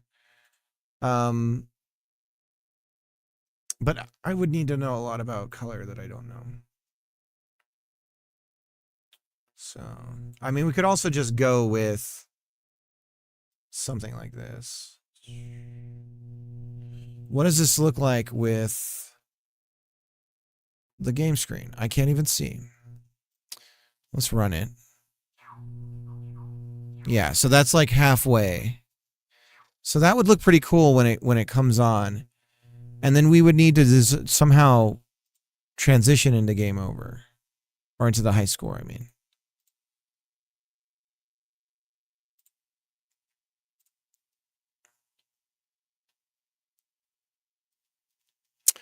I mean, that's cool for now. Just kind of leaving it like that. And if I forget about it, it's still valuable.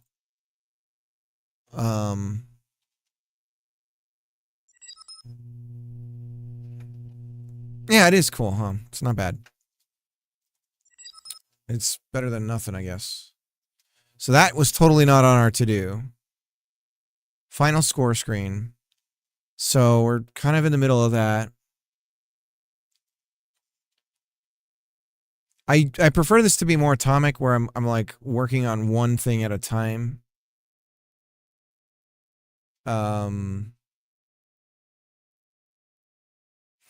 High score list is moving up. So these two things are the same, really. And then score. We don't have a score yet. So we may as well make one. Var score. Int 0. Okay. So now we have a score. We're going to need to remember to reset it.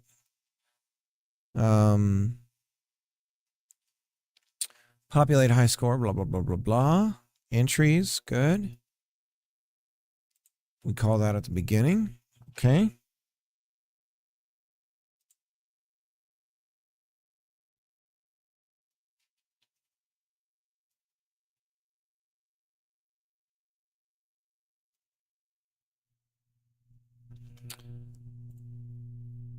Wild stuff.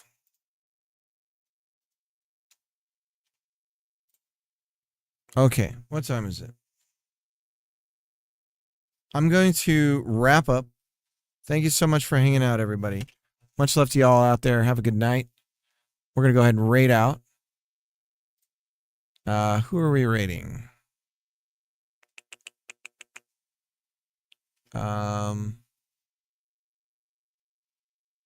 We could do Jitspoo. Jitspoo. We could do Jitspoo.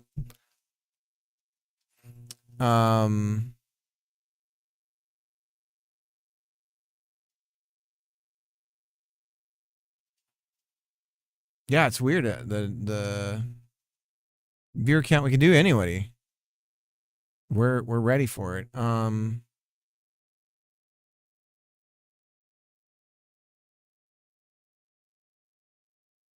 Let's do Booyah Grandma.